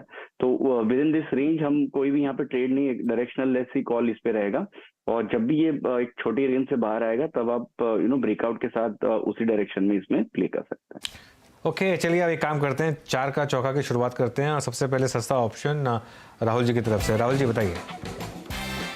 जी अनुज जी, देखिए सस्ता ऑप्शन आज निफ्टी में ही रहेगा। निफ्टी का जो मंथली एक्सपायरी का पुट ऑप्शन है 18,200 के स्ट्राइक का, इसे बाय करके चलने की राय रहेगी। 69 रुपीज पर फिलहाल ये ट्रेड कर रहा है, इसे बाय करके चलिए। मुझे लगता है निफ्टी में 200 पॉइंट की वीकनेस जो हम शो की शुरुआत से कह रहे आनी चाहिए। स्टॉप लॉस इसमें लगाइए आप 45 रुपीज का। मुझे लगता है कि 100 रुपए तक के लेवल्स आपको इस पुट में देखने को मिल सकते हैं। मंथली एक्सपायरी का लीजिए, कल के एक्सपायरी का मत लीजिए, क्योंकि प्रीमियम्स हो सकता है कि यहाँ पर ना मिले।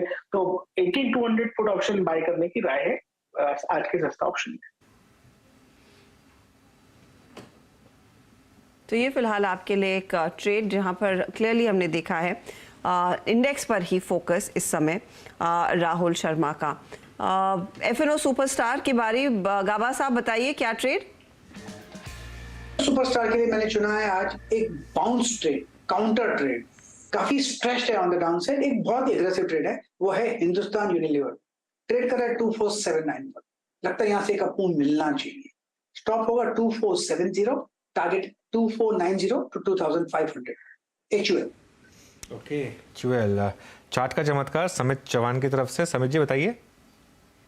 देखिए, बैंकिंग स्टॉक के साथ जाना चाहेंगे जो आज आउटफॉर्म कर रहा है पूरे स्पेस को, कोटक बैंक। कोटक बैंक में हमारी यहाँ पे खरीदारी की सलाह रहेगी। स्टॉक में काफी दिनों के कंसोलिडेशन से कहीं ना कहीं ये बाहर आ चुका है, और आज की जो वॉल्यूम एक्टिविटी इंडिकेट कर रही है, जो उसके रीसेंट हाइज है 1980 1990 उसके आसपास ये सीरीज के पहले एक्सपायरी के पहले ही हमें लग रहा है कि कोटक बैंक 1980 के लेवल्स टेस्ट कर सकता है। तो इसलिए करंट सीरीज का इसमें ऑप्शन के जरिए 1960 का कॉल ऑप्शन बाय किया सकता है, जो अभी लगभग 30 के आसपास ट्रेड हो रहा है। 12 का स्टॉप लॉस, 56 का टारगेट, और अगर कोई स्पॉट में यहाँ पे ट्रेड करता है या फ्यूचर में तो 1985 के टारगेट्स होंगे और 1932 का स्टॉप लॉस रहेगा।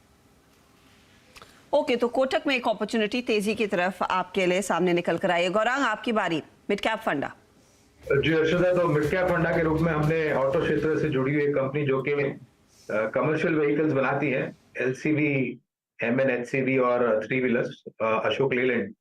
जब पिछली बार नजर पड़ी थी तो अशोक लेलैंड 150 के करीब कामकाज कर रहा था, थोड़ा बहुत करेक्शन था, लेकिन नतीजों के बाद हर्षदा हमने जो हमारे लक्ष्य थे इसके ऊपर वो ऊपर की तरफ साधे, और काफी समय से हम इस स्टॉक की कवायद करते हुए और कम से कम 3 बारी तो इसने हमारे जो लक्ष्य थे वो हासिल हो चुके हैं। लेकिन अब जो लक्ष्य हमने निर्धारित किया है वो करीबन 175 से 180 का है, और ये करेक्शन मौका है निवेश करने का। चलिए, तो ये एक निवेश का मौका आपके लिए अशोक लेलैंड पर। अब चंदन को भी जोड़ लेते हैं हमारे साथ, उनसे भी जान लेते हैं वो इस समय मार्केट में क्या कर रहे हैं। चंदन जी, गुड आफ्टरनून। थोड़ी मार्केट में इस समय वॉलेटिलिटी क्लियरली आती हुई, निफ्टी काफ़ी एक लोज को नीचे जाके एक वापस घुमा है, लेकिन बैंक निफ्टी में अभी भी रिलेटिव स्ट्रेंथ है। तो आपका इंडेक्स पर क्या व्यू बन रहा है, और इंडिविजुअल स्टॉक वाइज किन स्टॉक्स पर दाम लगा रहे हैं आप? बिल्कुल अनुज, धन्यवाद, नमस्कार। देखिए बाजार का ओवरऑल ट्रेंड पॉजिटिव और लगातार 6-7 वीक से हम हायर हाइज हार्ड लोज के सीक्वेंस बना रहे हैं। आज वॉलेटिलिटी थोड़ा स्पाइक हुआ है तो निफ्टी थोड़ा उठापटक कर रहा है, बट ओवरऑल आप देखोगे हर मेजर डिक्लाइन पे खरीदारी आ रही है। हमारा यही मानना है कि 18,282 एक मेजर सपोर्ट है। जब तक ये लेवल नहीं तोड़ता बाजार में अपनी लॉन्ग पोजीशन के साथ बने रहिए। इवन इमीडिएट ट्रेडिंग के लिए भी आप इस सपोर्ट को यूज कर सकते हो लॉन्ग पोजीशन बनाने के लिए। और कहीं ना कहीं हमारा मानना है कि निफ्टी 18,500 से 18,650 जो इसका लाइफ टाइम आई है वो लेवल बनने चाहिए। तो 18,282 के सपोर्ट से अभी भी हम लॉन्ग पोजीशंस को होल्ड करने की या बनाने की सलाह रहेंगे। उसके अलावा आपने बैंक निफ्टी की बात की तो बिल्कुल बैंक निफ्टी यहाँ पे आउट परफॉर्म कर रहा है। बैंक निफ्टी ऑलरेडी अपने लाइफ टाइम हाई पे चल रहा है, जबकि निफ्टी अपने लाइफ टाइम हाई से लगभग 200 पॉइंट नीचे है। तो हमारा ऐसा मानना है कि इस बाजार में बैंक निफ्टी आउट परफॉर्म करेगा आने वाले कुछ दिनों में। यहाँ पे स्ट्रेंथ है, इसकी वजह से निफ्टी हर नीचे के लेवल से रिकवर हो रहा है। बैंक निफ्टी मौजूदा लेवल पे खरीदारी की सलाह है। 42,250 का सपोर्ट है और कहीं ना कहीं 43,000 के टारगेट 1-2 दिन में देखने को मिलेंगे। और उससे अच्छी बात यह है कि मुझे ऐसा लग रहा है कि एचडीएफसी लिमिटेड और एचडीएफसी बैंक यहाँ पे परफॉर्म करेंगे। कल वीकली एक्सपायरी है और इनके जो पैटर्न है इंडिकेट कर रहे हैं 2 से 3% के स्विंग इन काउंटर में बनेंगे। तो मैं सबसे पहले एचडीएफसी बैंक की बात करूं तो यहाँ पे एक पोल एंड फ्लैग पैटर्न बना है। 2 दिन के कंसोलिडेशन के बाद आज एक बुलिश कैंडल बना है। तो 1605 के सपोर्ट से ऊपर में लगभग 1670-1680 के टारगेट के लिए खरीदारी की सलाह रखेंगे। एचडीएफसी लिमिटेड भी यहाँ पे अच्छा लग रहा है, पॉजिटिव ट्रेंड है, परफेक्ट बुलिश कैंडल बना है। तो यहाँ पे लगभग 2670 के स्टॉप लॉस से 2770 के टारगेट रहेंगे। तो ये 2 ट्रेड बैंकिंग काउंटर में फोकस रहेंगे। और मिड कैप की तरफ आप बात करोगे तो मेरा एक ट्रेड और रहेगा माजगांव डॉक और सेलेक्टिव डिफेंस काउंटर पे। मजगांव डॉक पर फिर लेवल्स भी दे दीजिए, जिक्र कर ही दिया है आपने।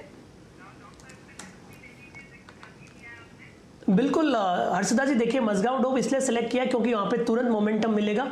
दर्शकों को 3 से 4% के स्विंग यहाँ पे इमीडिएट मिलेंगे। ये काउंटर हमारा एक प्रिफर्ड काउंटर है, हर बार हम इसको रिकमेंड कर रहे हैं। तो मौजूदा लेवल 865-870 के बीच में ले, 850 का सपोर्ट है और कहीं ना कहीं 890 से लेकर 895 के टारगेट आज या कल सुबह आपको दिखाता हुआ नजर आएगा। चलिए अब देखते हैं एक बार जरा कोटक महिंद्रा बैंक, एक बार जरा लेकर आइए स्टॉक का इंट्राडे चार्ट।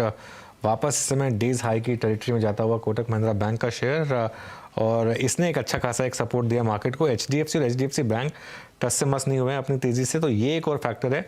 अब देखिए बैंक निफ्टी वापस 150 पॉइंट ऊपर, ये ज़बरदस्त वॉलेटिलिटी मार्केट में। निफ्टी ने फिर मैं कहूँगा एक शायद फॉल्स ब्रेकडाउन दिखाया आपको, और निफ्टी फ्यूचर्स का लो 18,387.5 आज का। सुबह का एसजीएक्स निफ्टी फ्यूचर्स का लो था 18,385, तो उसको किसी भी तरीके से प्रोटेक्ट करके वो वापस ऊपर आता हुआ 18,425 इस समय निफ्टी फ्यूचर्स। तो करीब करीब यहाँ पर आपने ऑलमोस्ट 40 पॉइंट की रिकवरी पिछले 3-4 मिनटों में देखिए कि ज़बरदस्त एक स्विंग वापस अपसाइड पर आता हुआ। इतने 3 स्विंग्स मिल चुके हैं हमको जब से हमने शो स्टार्ट किया। पहले अपसाइड में, फिर डाउन साइड में, और अब वापस एक अपसाइड में। हिंदुस्तान यूनिलीवर एक और स्टॉक है जहाँ पर हल्की सी तेज़ी आप इस समय देख रहे हैं। ये एक इंटरेस्टिंग मूव है। भारतीय एयरटेल ये भी करीब करीब अपने हाइस की तरफ आ रहा है। तो ये कुछ स्टॉक्स हैं जहाँ पर तेज़ी देख रहे हैं। चलिए अब एक एनालिसिस कर लेते हैं एफआईएस का। जी हाँ, बासु में तुम्हारे साथ जुड़ रहे हैं जो आपको बेसिकली बताएंगे कि सेकेंड क्वार्टर के अंत तक एफआईआईज ने दरअसल कुछ स्टॉक्स पर अपनी नजर बनाई हुई थी। उनमें से कुछ ऐसे स्टॉक्स हैं जहां पर जमकर इनकी खरीदारी भी हुई है। सुमित बताइए कौन से वो स्टॉक्स हैं और किस तरह का फंड एक्शन हम देख रहे हैं? करीब करीब 1 लाख करोड़ की खरीदारी कुछ सेलेक्टिव स्टॉक्स के अंदर एफआईआई की तरफ से होते हुए दिखाई पड़ी है। दरअसल एक डेटा रिलीज किया है प्राइम डेटाबेस की तरफ से, और उस डेटा के ऊपर अगर आप नजर डालेंगे तो उसमें बहुत सारी डिटेल्स हैं इंडिविजुअल स्टॉक्स को लेकर, किस तरह की बाइंग एफआईआई की तरफ से होते हुए दिखाई पड़ी है अलग अलग क्वांटम में, अलग अलग स्टॉक्स के अंदर। तो सितंबर तिमाही में 10 शेयरों के अंदर ही महज 1 लाख करोड़ रुपए से ज्यादा की खरीदारी एफआईआई ने की है। ये प्राइम डेटाबेस का आंकड़ा कहता है। अलग अलग करके अगर आप सेग्रीगेट करेंगे तो पहला नाम इसमें आता है टाटा स्टील का। कॉर्पोरेट डेवलपमेंट इस पूरे क्वार्टर में होता हुआ दिखाई पड़ा। 24,990 करोड़ रुपए के आसपास की खरीदारी यहां देखने को मिली। Bharat electronics all time highs इसने ब्रीच किए इसी तिमाही में। 22,017 करोड़ रुपए की खरीदारी बीईएल के अंदर होते दिखाई पड़ी। डिफेंस थीम हमको भी पता ही किस तरह की एक शानदार थीम देखने को मिली है। एक और कॉर्पोरेट एक्शन था बजाज फिनसर्व में भी करीब करीब 15,680 करोड़ रुपए के आसपास की खरीदारी यहां होते हुए दिखाई पड़ी। मैक्स हेल्थ केयर ये एक बड़ा गेम चेंजर बना, क्योंकि जैसे जैसे विदेशी सलानी आने शुरू हुए खास तौर से मेडिकल टूरिज्म को लेकर, ये स्पेस के अंदर एक बड़ा पिकअप आता हुआ दिखाई पड़ा। इसी का इम्पैक्ट रहा। करीब करीब 9,656 करोड़ रुपए के आसपास की खरीदारी यहां भी होते हुए दिखाई पड़ी। एफआईआई की सूची में आपको भारतीय एयरटेल का नाम भी दिखाई पड़ेगा, जहां पर 8,807 करोड़ रुपए की खरीदारी भारतीय एयरटेल में एफआईआई ने की। जोमेटो 8,057 करोड़ रुपए की खरीदारी जोमेटो में होते दिखाई पड़ी हो। तो नंबर्स लास्ट क्वार्टर के बेटर साइड पे थे, एटलीस्ट ईबिटा फ्रंट पर, या फिर डोमेस्टिक फूड बिजनेस जो है उसको लेकर, डिलीवरी बिजनेस को लेकर कंपनी के नंबर्स में बेटर आंकड़ा आता हुआ दिखाई पड़ा। नए हाइज बना रहा आईसीआईसीआई बैंक और 7,615 करोड़ रुपए के आसपास की खरीदारी एफआईज की तरफ से यहां पर भी होते हुए दिखाई पड़ी है। कुछ और सूची में एफएमसीजी जायंट, एचयूएल और साथ ही साथ आईटीसी दोनों में खरीदारी रही। एचयूएल बहुत ही शानदार नंबर लास्ट क्वार्टर के 4495 करोड़ रुपए की खरीदारी, और साथ साथ आईटीसी अपने ऑल टाइम हाई से करीब 3255 करोड़ रुपए के आसपास की खरीदारी यहां पर भी होते हुए दिखाई पड़ी। और उसके अलावा एक और नाम है गेल, जहां पर कॉर्पोरेट एडजस्टमेंट रहा लास्ट क्वार्टर के अंदर 4018 करोड़ रुपए की खरीदारी यहां पर भी होते हुए दिखाई पड़ी। कुछ 10 नाम जहां पे एफआईज काफी ज्यादा इस बार एक्टिव रहे इस तिमाही के अंदर, और रफली 1 लाख करोड़ रुपए के आसपास की खरीदारी इन सभी शेयरों में होते हुए दिखाई पड़ी। यह आंकड़ा मेंशन करता है प्राइम डेटाबेस, तो उस हिसाब से आप इस पे नजर रख सकते हैं। तो ये फिलहाल वो स्टॉक्स जहां पर हमने देखा है फंड्स एफआईआईज की तरफ से सबसे ज्यादा पैसा लगता हुआ दिखाई दिया है। ऑफ कोर्स बीएल एक टॉप फेवरेट उभर कर आया है, जहां पर अच्छी खासी इन्वेस्टमेंट कंपनियों ने एफआईआईज ने जरूर की है। और Tata steel, in fact Tata steel में आज पोजीशंस थोड़ी सी अनवाइंड होती हुई बीएल आपकी स्क्रीन पर लेकर आएंगे, क्योंकि इसका जिक्र मुझे याद है रमेश दमानी भी कर रहे थे। ये स्टॉक इनफैक्ट जब चलता है तो अच्छी खासी तेजी दिखाता है और अपना टाइम लेता है। करंट लेवल्स के आसपास चंदन एक व्यू दे पाएंगे, कंसिडरिंग आप डिफेंस कंपनियों पर वैसे भी बुलिश हैं? बिल्कुल अर्षदा जी, देखिए डिफेंस कंपनीज काफ़ी अच्छा कर रही है, चाहे आप एचएल के लॉन्ग बिल्टअप और ब्रेकआउट देखें या शिपिंग बिल कंपनी को देखें। बीएल थोड़ा सा कंसोलिडेट जरूर हुआ है कंपेयर टू एचएल। बीएल और एचएल ज़्यादा चला है, बट बीएल भी अच्छा लग रहा है। मेजर ट्रेंड यहाँ पे पॉजिटिव है। आप देखोगे इस स्टॉक ने 50% ज़्यादा गेन डिलीवर किया इस साल में, और हर डिक्लाइन पे यहाँ पे बाइंग बन जाती है। आप देखोगे 50 डे मूविंग एवरेज को होल्ड कर रहा है, rising trend line support hold कर रहा है। तो कहीं ना कहीं अब 100 पे पुट राइटिंग और हायर बेस यहाँ पे बन रहे हैं, और इमीडिएट में 105 का सपोर्ट बन रहा है। तो मैं ऐसा मानना हूँ कि 105 के सपोर्ट से ऊपर में 112 और 115 तक के अपसाइड आपको बीएल में बनने चाहिए। ओके, देखिए हर्षिता, निफ्टी ग्रीन में आने वाला है वापस, और 18,400 की वापस तैयारी। तो एक जो हम डिस्कस कर रहे थे कि प्लंजेस में बाय करिए, वो एक मार्केट ने आपको प्लंज दिया, और उस प्लंज में अगर आपने बाय किया, और अब ये बहुत इंटरेस्टिंग होगा अगर ये 3 बजे के बाद ये मूव सस्टेन किया और अब हम अगर डेज हाई की तरफ गए, तो बैंक निफ्टी भी लेकर आइए। बैंक निफ्टी अब 205 पॉइंट ऊपर है। तो एक तरफ का व्यू रखना जरूरी है इस मार्केट में आपको, और व्यू इस समय क्लियरली मार्केट में तेज़ी का ही होना चाहिए आपका। और जिस तरीके से मार्केट ने एक मूव दिखाया है, और क्या ज़बरदस्त ग्रीन में एक बार आ गया निफ्टी, तो मेरे ख्याल से वापस थोड़े से एल्गो ट्रेड्स ट्रिगर होंगे 18,401, 18,402 के करीब। और जो आज का हाई था निफ्टी का, और हाई और लो के एकदम एग्जैक्ट मिड पॉइंट में, थोड़ा सा मिड पॉइंट से ऊपर ही है एक्चुअली। हाई था 18,442, लो है 18,344, तो करीब करीब 100 पॉइंट का बैंड एक निफ्टी का। और विद इन दैट बैंड आपने ज़बरदस्त एक बार वापस टिक बाय टिक लेकर आते हैं, तो उससे आपको और क्लियर हो जाएगा किस तरीके का मूव मार्केट में इस समय आपको दिखाई दे रहा है। और इंडिविजुअल स्टॉक्स में एक बार देख लेते हैं कहाँ पर ज़बरदस्त कंट्रीब्यूशन आ रहा है। कोटक की हमने बात की थी, लेकिन उसके अलावा एचडीएफसी बैंक, आईसीआईसीआई बैंक को एक बार जरा लेकर आइए स्क्रीन पर। आईसीआईसीआई बैंक थोड़ा सा वीक था, लेकिन अब ग्रीन में, और इस स्टॉक ने भी अब थोड़ा सा सपोर्ट किया मार्केट को, ये कंट्रीब्यूशन प्लेट। लेकिन एक बार इंट्राडे लेकर आइए आईसीआईसीआई बैंक का, वहाँ पर भी आप अच्छी खासी तेज़ी देखेंगे। हालांकि मिड कैप में एक अभी भी क्लियरली प्रेशर पॉइंट है। ये जितना भी तेज़ी आप देख रहे हैं, ये सारी की सारी इंडेक्स के लिए रिजर्व्ड है। ये देखिए आईसीआईसीआई बैंक का मूव देखिए लास्ट के 10 मिनट में, ज़बरदस्त मूव आईसीआईसीआई बैंक में आता हुआ, और ऑलमोस्ट सिंगल हैंडेडली अब उसने कैरी किया निफ्टी को रेड से ग्रीन में लाने के लिए। थोड़ा सा एक पुश हो चाहिए मेरे ख्याल से, और निफ्टी ग्रीन में आ जाएगा। सेंसेक्स तो ऑलरेडी ग्रीन में है, और मेरे ख्याल से निफ्टी शायद थोड़ा टाइम लगाएगा, लेकिन ग्रीन में आने की तैयारी कर रहा है।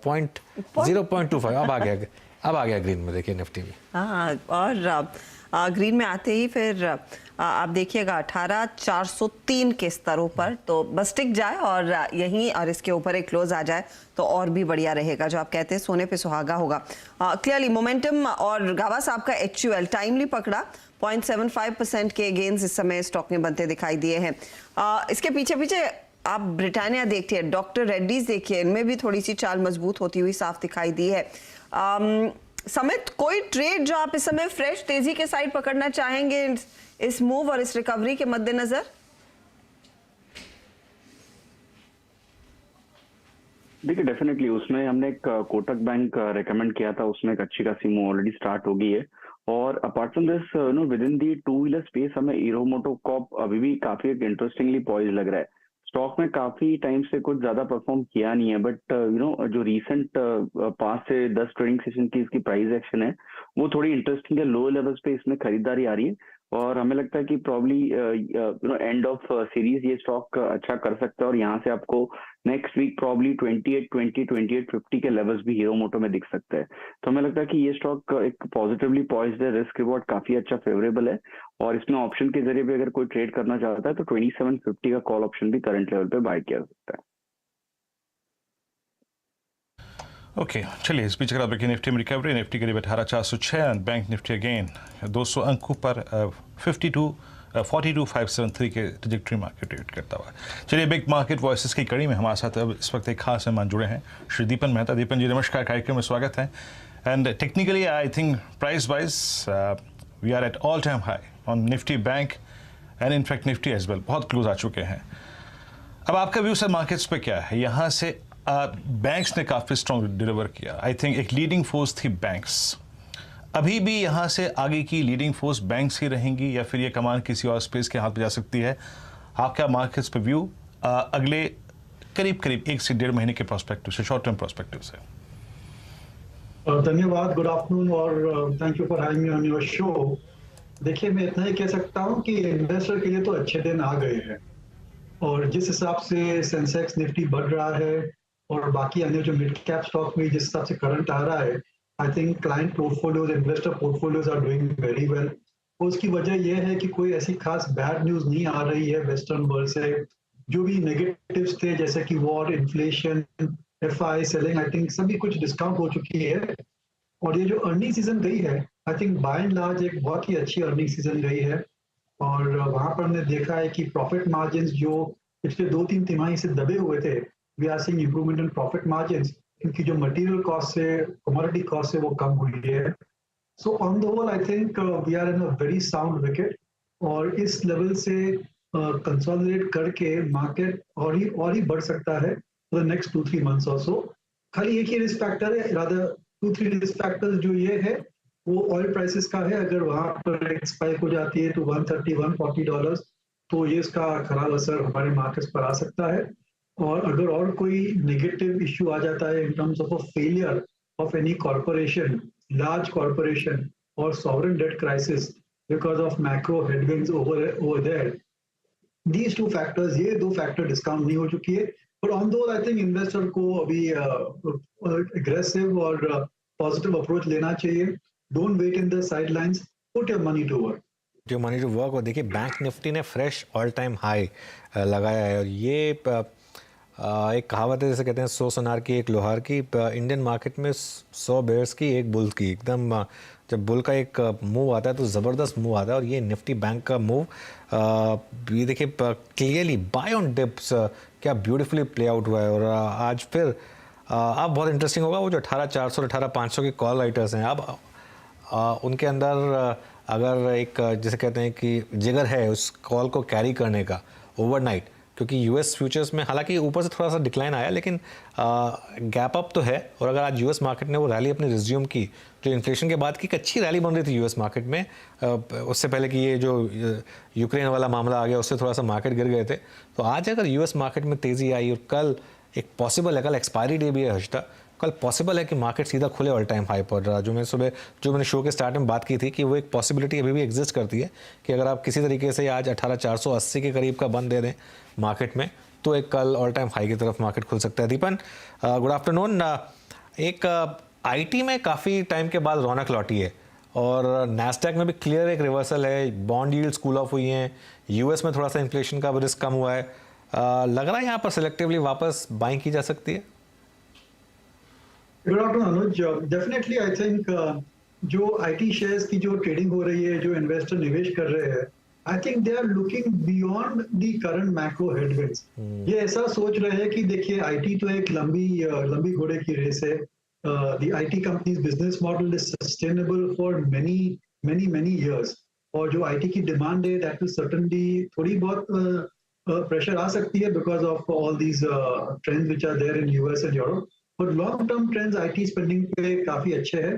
And if you are able to have a slightly longer term view like 2-3 years और सो, तो जब भी ये इकोनॉमिक फैक्टर्स रिवर्स हो जाएंगे यूएस और यूरोप में, then IT companies should do very well, and therefore I think long-term investors are taking positive view on IT। और जो रुपी घटा भी है उसका भी I think काफी असर से फायदा होना चाहिए from the December quarter onwards.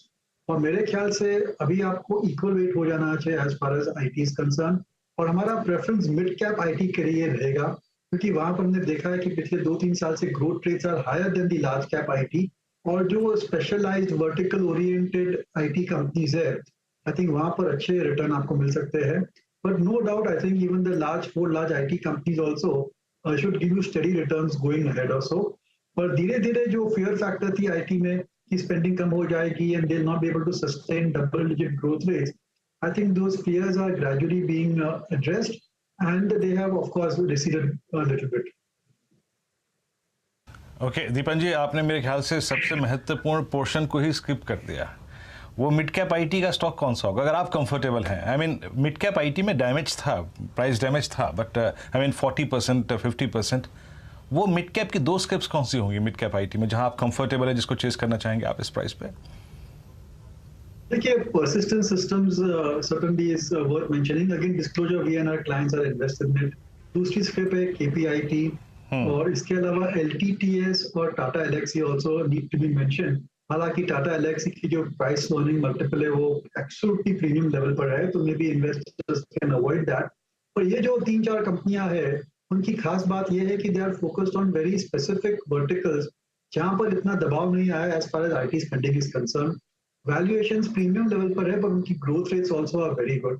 और ये जो मर्ज कंपनी होने वाली है माइंडट्री और L&T इन्फोटेक की, I think that also will be a quite a interesting proposition, क्योंकि both these companies were growing at और अबव इंडस्ट्री ग्रोथ रेट्स। और ये दोनों कंपनी में सबसे रिस्की फैक्टर उनकी क्लाइंट कॉन्सेंट्रेशन थी, लेकिन मर्ज होने की वजह से they become the 5th largest company in the IT sector. और जो क्लाइंट कॉन्सेंट्रेशन के जो रिस्क फैक्टर है वो काफी हद तक कम हो जाएगी। They are aggressive managements and they are able to get large orders as well, so I would go with that merged entity as well.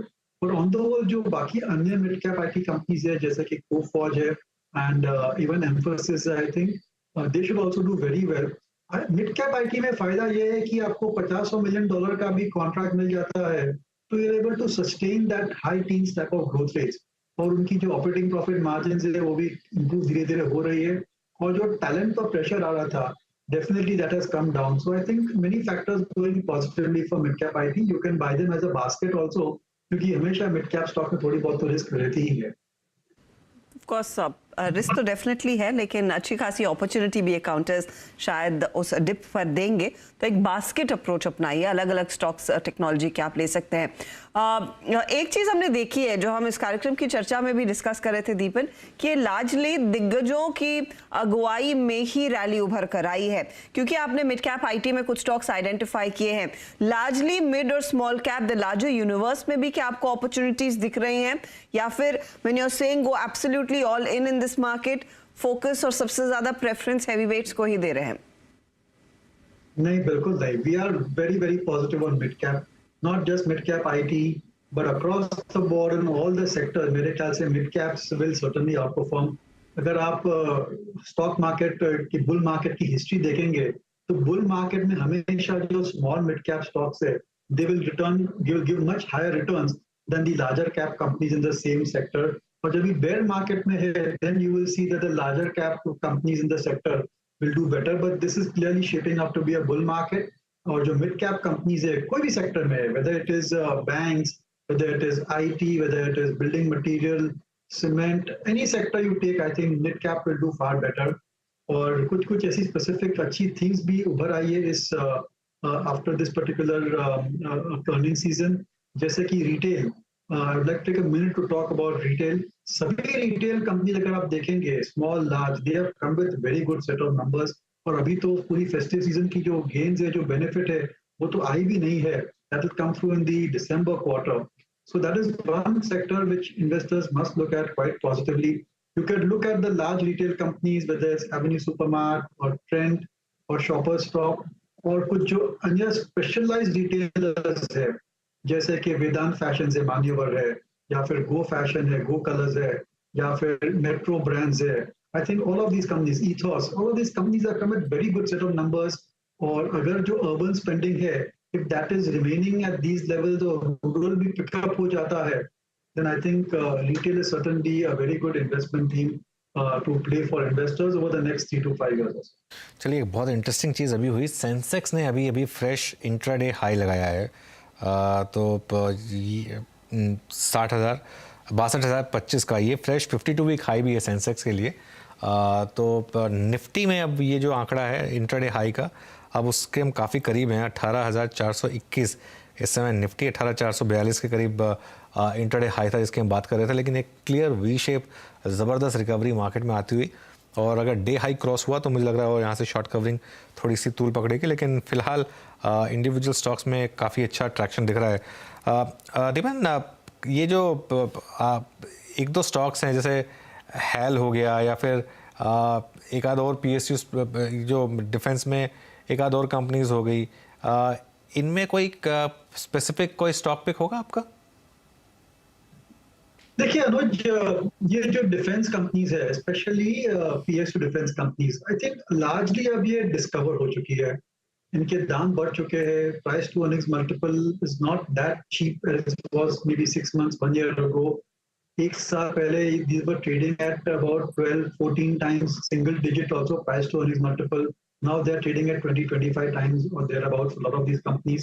और इनके अगर आप नतीजे देखेंगे तो it is not that they are showing a straight line secular increase in their earnings. इनकी earnings में काफी volatility आ सकती है which can certainly dampen the investment sentiment. No doubt इनकी जो order book position है उसकी वजह से 3-4 साल की earning visibility बहुत बढ़िया है, पर धीरे धीरे I think ये काफी हद तक डिस्काउंट हो चुका है. अगर आपने ऑलरेडी निवेश किया इन कंपनियों में तो it's a easy decision, just remain invested and enjoy the ride. और अगर वॉलेटिलिटी आती है तो you just ride out the volatility in the stock price and the earnings. But fresh निवेश के लिए आई थिंक बहुत सारे दूसरे आइडियाज भी है. One should go for the undiscovered sectors as I said. और जो केपेक्स साइकिल है I think that also is doing very well. वहां पर भी काफी अच्छी कंपनियां मिल सकती है. So you have to have a good hard look at your portfolio and see which sectors you are underweight in, especially the performing ones, and try and be overweight over them. Okay Deepan ji, बहुत बहुत शुक्रिया. आपने सभी sectors पे बाजार के short term views अगर आप देखें बहुत क्लियर तरीके से हमारे साथ शेयर किए. बहुत बहुत शुक्रिया सर. आई होप आपसे जब अगली मुलाकात हो, बात हो, तो निफ्टी के नए शिखर पर बात हो रही होगी. बहुत बहुत शुक्रिया सर. मार्केट्स अगर आप देखें 18417, लेट्स चेक डाउ फ्यूचर्स क्या कर रहे हैं आपकी स्क्रीन पे. डाउ जोन्स फ्यूचर्स आज सुबह से अगर आप देखें थोड़ी बहुत यहाँ पे अगर आप देखें तेज़ी कायम थी, और अभी इनफैक्ट जो मेरे वायर पे जो आंकड़ा है उसके मुताबिक I think it will take some time, but मैं कुछ देर में आपको अपडेट करता हूँ. लेकिन निफ्टी और सेंसेक्स एक सब्सटेंशियल अगर आप देखें ये जो लगभग समझ लीजिए 245 से लेकर 313 के बीच में एक पुल बैक लेकर अब ट्रेड कर रहे हैं क्लोजर टू डे हाई. अच्छा, एक स्टॉक जिस पे काफ़ी डेलीगेटेड डिस्कशन हुआ था IRFC, जरा एक बार वो भी लेके आइएगा. ये करीब आपकी स्क्रीन पे अब 27.05, और याद रखिएगा ये इसके करियर का हाई है. लिस्टिंग डे के हाईस को क्रॉस कर चुका है. और अगर मैं एक और प्रॉपर्टी आपको बताऊं यहाँ पर इस स्टॉक की, तो ये आज का सेशन मतलब लिस्टिंग डे को हटा के इसके करियर का सबसे स्ट्रॉन्गेस्ट वॉल्यूम डे है. मतलब उस लिस्टिंग डे को छोड़ दीजिए तो उसके बाद का सबसे highest volume day ever in his entire career. इसकी लिस्टिंग अप्रॉक्सीमेटली हुई थी जनवरी 2021 में. अब एक काम करते हैं, BTST ट्रेड्स को करेक्ट करते हैं. डाउ फ्यूचर्स 41 अंकों पर हैं. मानस, कल के लिए क्या कैरी करेंगे आप, बताइए. देखिए, भारतीय एयरटेल को लेके जाएंगे. भारतीय एयरटेल के पैटर्न्स अगर आप देखिए तो करीब 8-9 दिन से स्टॉक लगातार हायर टॉप्स हायर बटन बना रहा है. करेक्शन पे 20 डे मूविंग एवरेज सपोर्ट ले रहा है. और आज अगर हम क्लोजिंग बेसिस पे देखें तो शायद आज ये जो पिछले क्लोजिंग थे उसके ऊपर की क्लोजिंग देगा.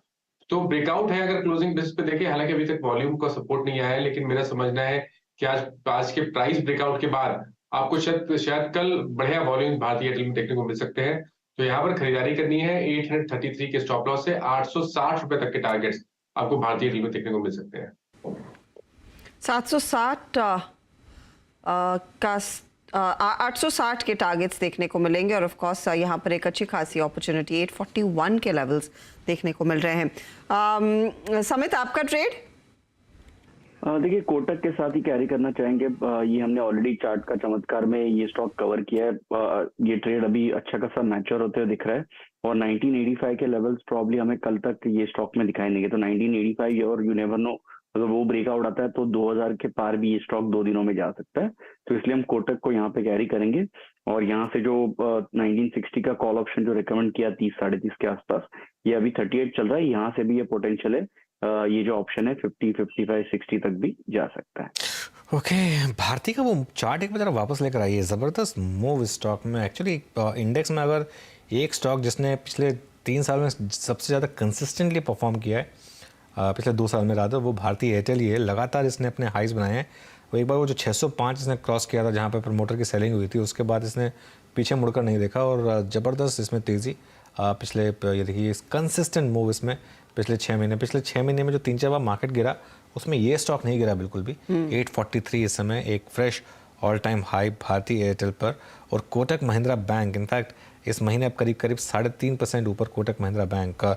फ्राइडे को एक्चुअली हमने एक स्टडी की थी जिसमें एक ये जिक्र किया था कि कोटक महिंद्रा बैंक सबसे बड़ा अंडर परफॉर्मर रहा है 3 साल में, इवन HDFC बैंक के मुकाबले, और एक फुटसी वाला फैक्टर शायद इसकी हेल्प करेगा आगे जाते हुए।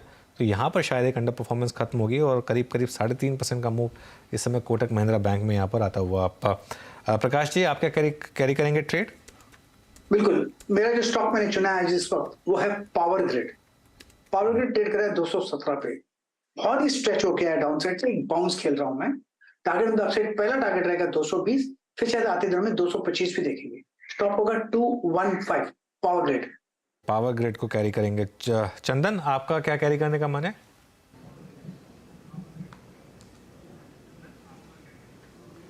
जी अनुज जी, देखिए सेलेक्टिव बैंक डिफेंस काउंटर है, ये फोकस में है, तो मैं यहाँ पे कोटक बैंक पे फोकस करूँगा क्योंकि यहाँ पे काफ़ी एक अच्छा कंसोलिडेशन ब्रेकआउट हुआ है।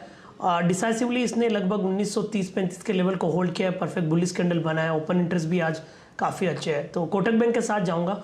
1940 के आसपास का सपोर्ट रखेंगे, 2010 तक के टारगेट कोटक बैंक में लगाएंगे। चंदन, अगर आप देखें तो करीब कोटक महिंद्रा बैंक 1966 पे इस बीच है एक स्टॉक जो कि थोड़ा सिंक हो रहा है और आई थिंक उसके पीछे ह्यूज शॉर्टिंग हो रही है। मैं एक बार चंदन उस पर आपका व्यू चाहूँगा। आई थिंक उस पर अगर अपना एक व्यू दे दें।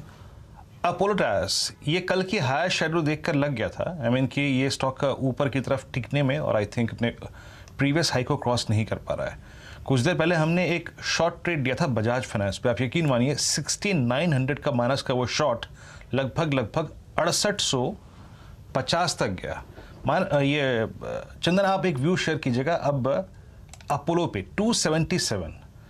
आप इसकी जरा आज शॉर्टिंग का क्वांटम देखिए और इसके वॉल्यूम्स को देखिए, आज ह्यूज। और इसने आज अपना 7 जुलाई के बाद पहली बार इस सेलिंग फोर्सेस के बीच में 50 day exponential moving average touch किया है। आपका इस रिवर्सल पे व्यू चंदन?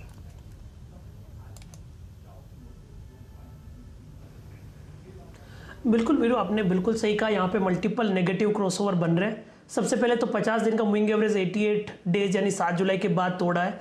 उसके अलावा आप आर्ली चार्ट में देखोगे तो कहीं ना कहीं RSI के बेरिश डाइवर्जेंस बन रहा है, यानी पुराने टॉप नहीं निकल पाए और यहाँ पे डबल टॉप जैसे फॉर्मेशन बन चुके हैं। और उससे ज़्यादा ये है कि आज के दिन लगभग 28-30% के ओपन इंटरेस्ट के साथ ये गिरावट आ रही है। तो कहीं ना कहीं एक फेलियर ब्रेकआउट का सीन और ब्रेकडाउन का सीन यहाँ पे बन रहा है। इसका जो इमीडिएट सपोर्ट था वो लगभग 282 के आसपास था, उसके नीचे ये ड्रिफ्ट होकर होल्ड कर रहा है। तो मेरे हिसाब से उसकी वजह से प्रेशर कंटिन्यूसली रहेगा। यहाँ पे हमारा ऐसा मानना है कि 282 को ही आप रेजिस्टेंस बनाइए। नीचे में 265 तक के डाउन साइड यहाँ पे ओपन हो रहे हैं। किसी को यदि फ्यूचर में रिस्क नहीं लेना है तो 275 या फिर नियर बाई और कोई पुट है उसको लेके भी ट्रेड किया जा सकता है। बट यस, स्ट्रक्चर वीक हो चुका है, 265 तक का डिप बनना चाहिए। 235 तक का डिप देखने को मिलेगा। मैं बहुत इंट्रीग्ड हूँ। आप देखिए बालकृष्ण इंडस्ट्रीज जिसने अपना गाइडेंस विड्रॉ किया वो कल चलता है करीब 5-6% की तेजी, आज टूटा नहीं, 0.5% ही नीचे है। इसके सामने अपोलो जिन्होंने काफी ऑप्टिमिस्टिक गाइडेंस रखा, इनफैक्ट 20% रेवेन्यू ग्रोथ की बात की, वो स्टॉक उस गाइडेंस पर 7% करेक्ट कर जाता है। इट्स रियली इंट्रीगिंग जिस तरह से मार्केट कभी कभी रिएक्ट करता है, लेकिन ये दोनों स्टॉक्स एकदम अलग अलग कहानी पेश कर रहे हैं। समय का भी इम्पैक्ट हो सकता है शायद थोड़ा सा, एक मतलब मुझे पता नहीं पिछले 1 साल में क्या बिहेवियर रहा है दोनों का। एक साल का मूव देख लेते हैं अपोलो टायर्स का और बालकृष्ण इंडस्ट्रीज का, वो शायद एक रीज़न हो सकता है। ये देखिए 12 महीने का मूव अपोलो टायर्स करीब 19% ऊपर है आज के डिक्लाइन के बावजूद, बालकृष्ण 17% नीचे। तो ये एक शायद वैल्यूएशन फैक्टर है, कुछ भी हो सकता है।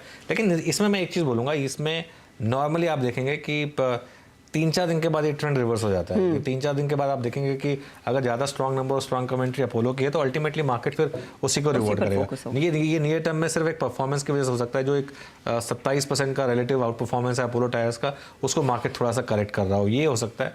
लेकिन ओवरऑल अगर किसी कंपनी की परफॉर्मेंस अच्छी है तो मार्केट अल्टीमेटली उसी के साथ जाएगा। तो होपफुली वहां पर स्थिति फिर सीधी पड़ती हुई दिखाई देगी। अच्छा गावा साहब, वेरी क्विकली अगर आप अपना ट्रेड दे जाते जाते किस पर फोकस रहेगा आपका? मेरा रहेगा पावर ग्रिड पर। पावर ग्रिड का स्टॉक बढ़िया लगता है मुझे, अच्छा बेस बना हुआ है, एक बाउंस खेल रहा हूँ, यहाँ पर ट्रेड कर रहा है 217 पे। टारगेट होगा, पहला टारगेट 220, फिर शायद 225 दिखेगा। स्टॉप होगा 215 पावर ग्रिड।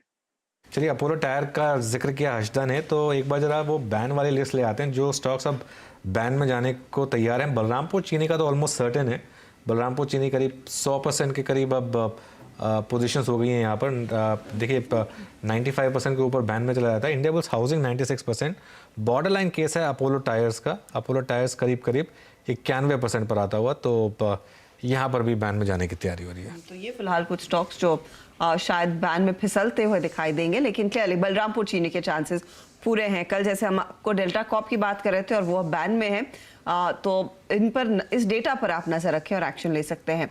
अच्छा, साथ ही स्पाइस जेट एक बार स्क्रीन पर लेकर आते हैं, क्योंकि आज अजय सिंह की दरअसल वित्त मंत्रालय के साथ बैठक हुई और कंपनी को करीब ECLGS के तहत 1000 करोड़ मिल सकते हैं। दिखाइएगा स्टॉक पहले। तो स्टॉक में हमने देखा इंट्राडे में थोड़ा सा स्पाइक आया, वैसे नंबर्स इस कंपनी के खराब रहे थे जो 2 दिन पहले आए। अब लार्जली न्यू एयरक्राफ्ट्स अपने पोर्टफोलियो में ऐड करते हुए दिखाई देंगे और कुछ और डेस्टिनेशंस जोड़ने पर भी कंपनी का जोर रहेगा। एक बार सुन लेते हैं।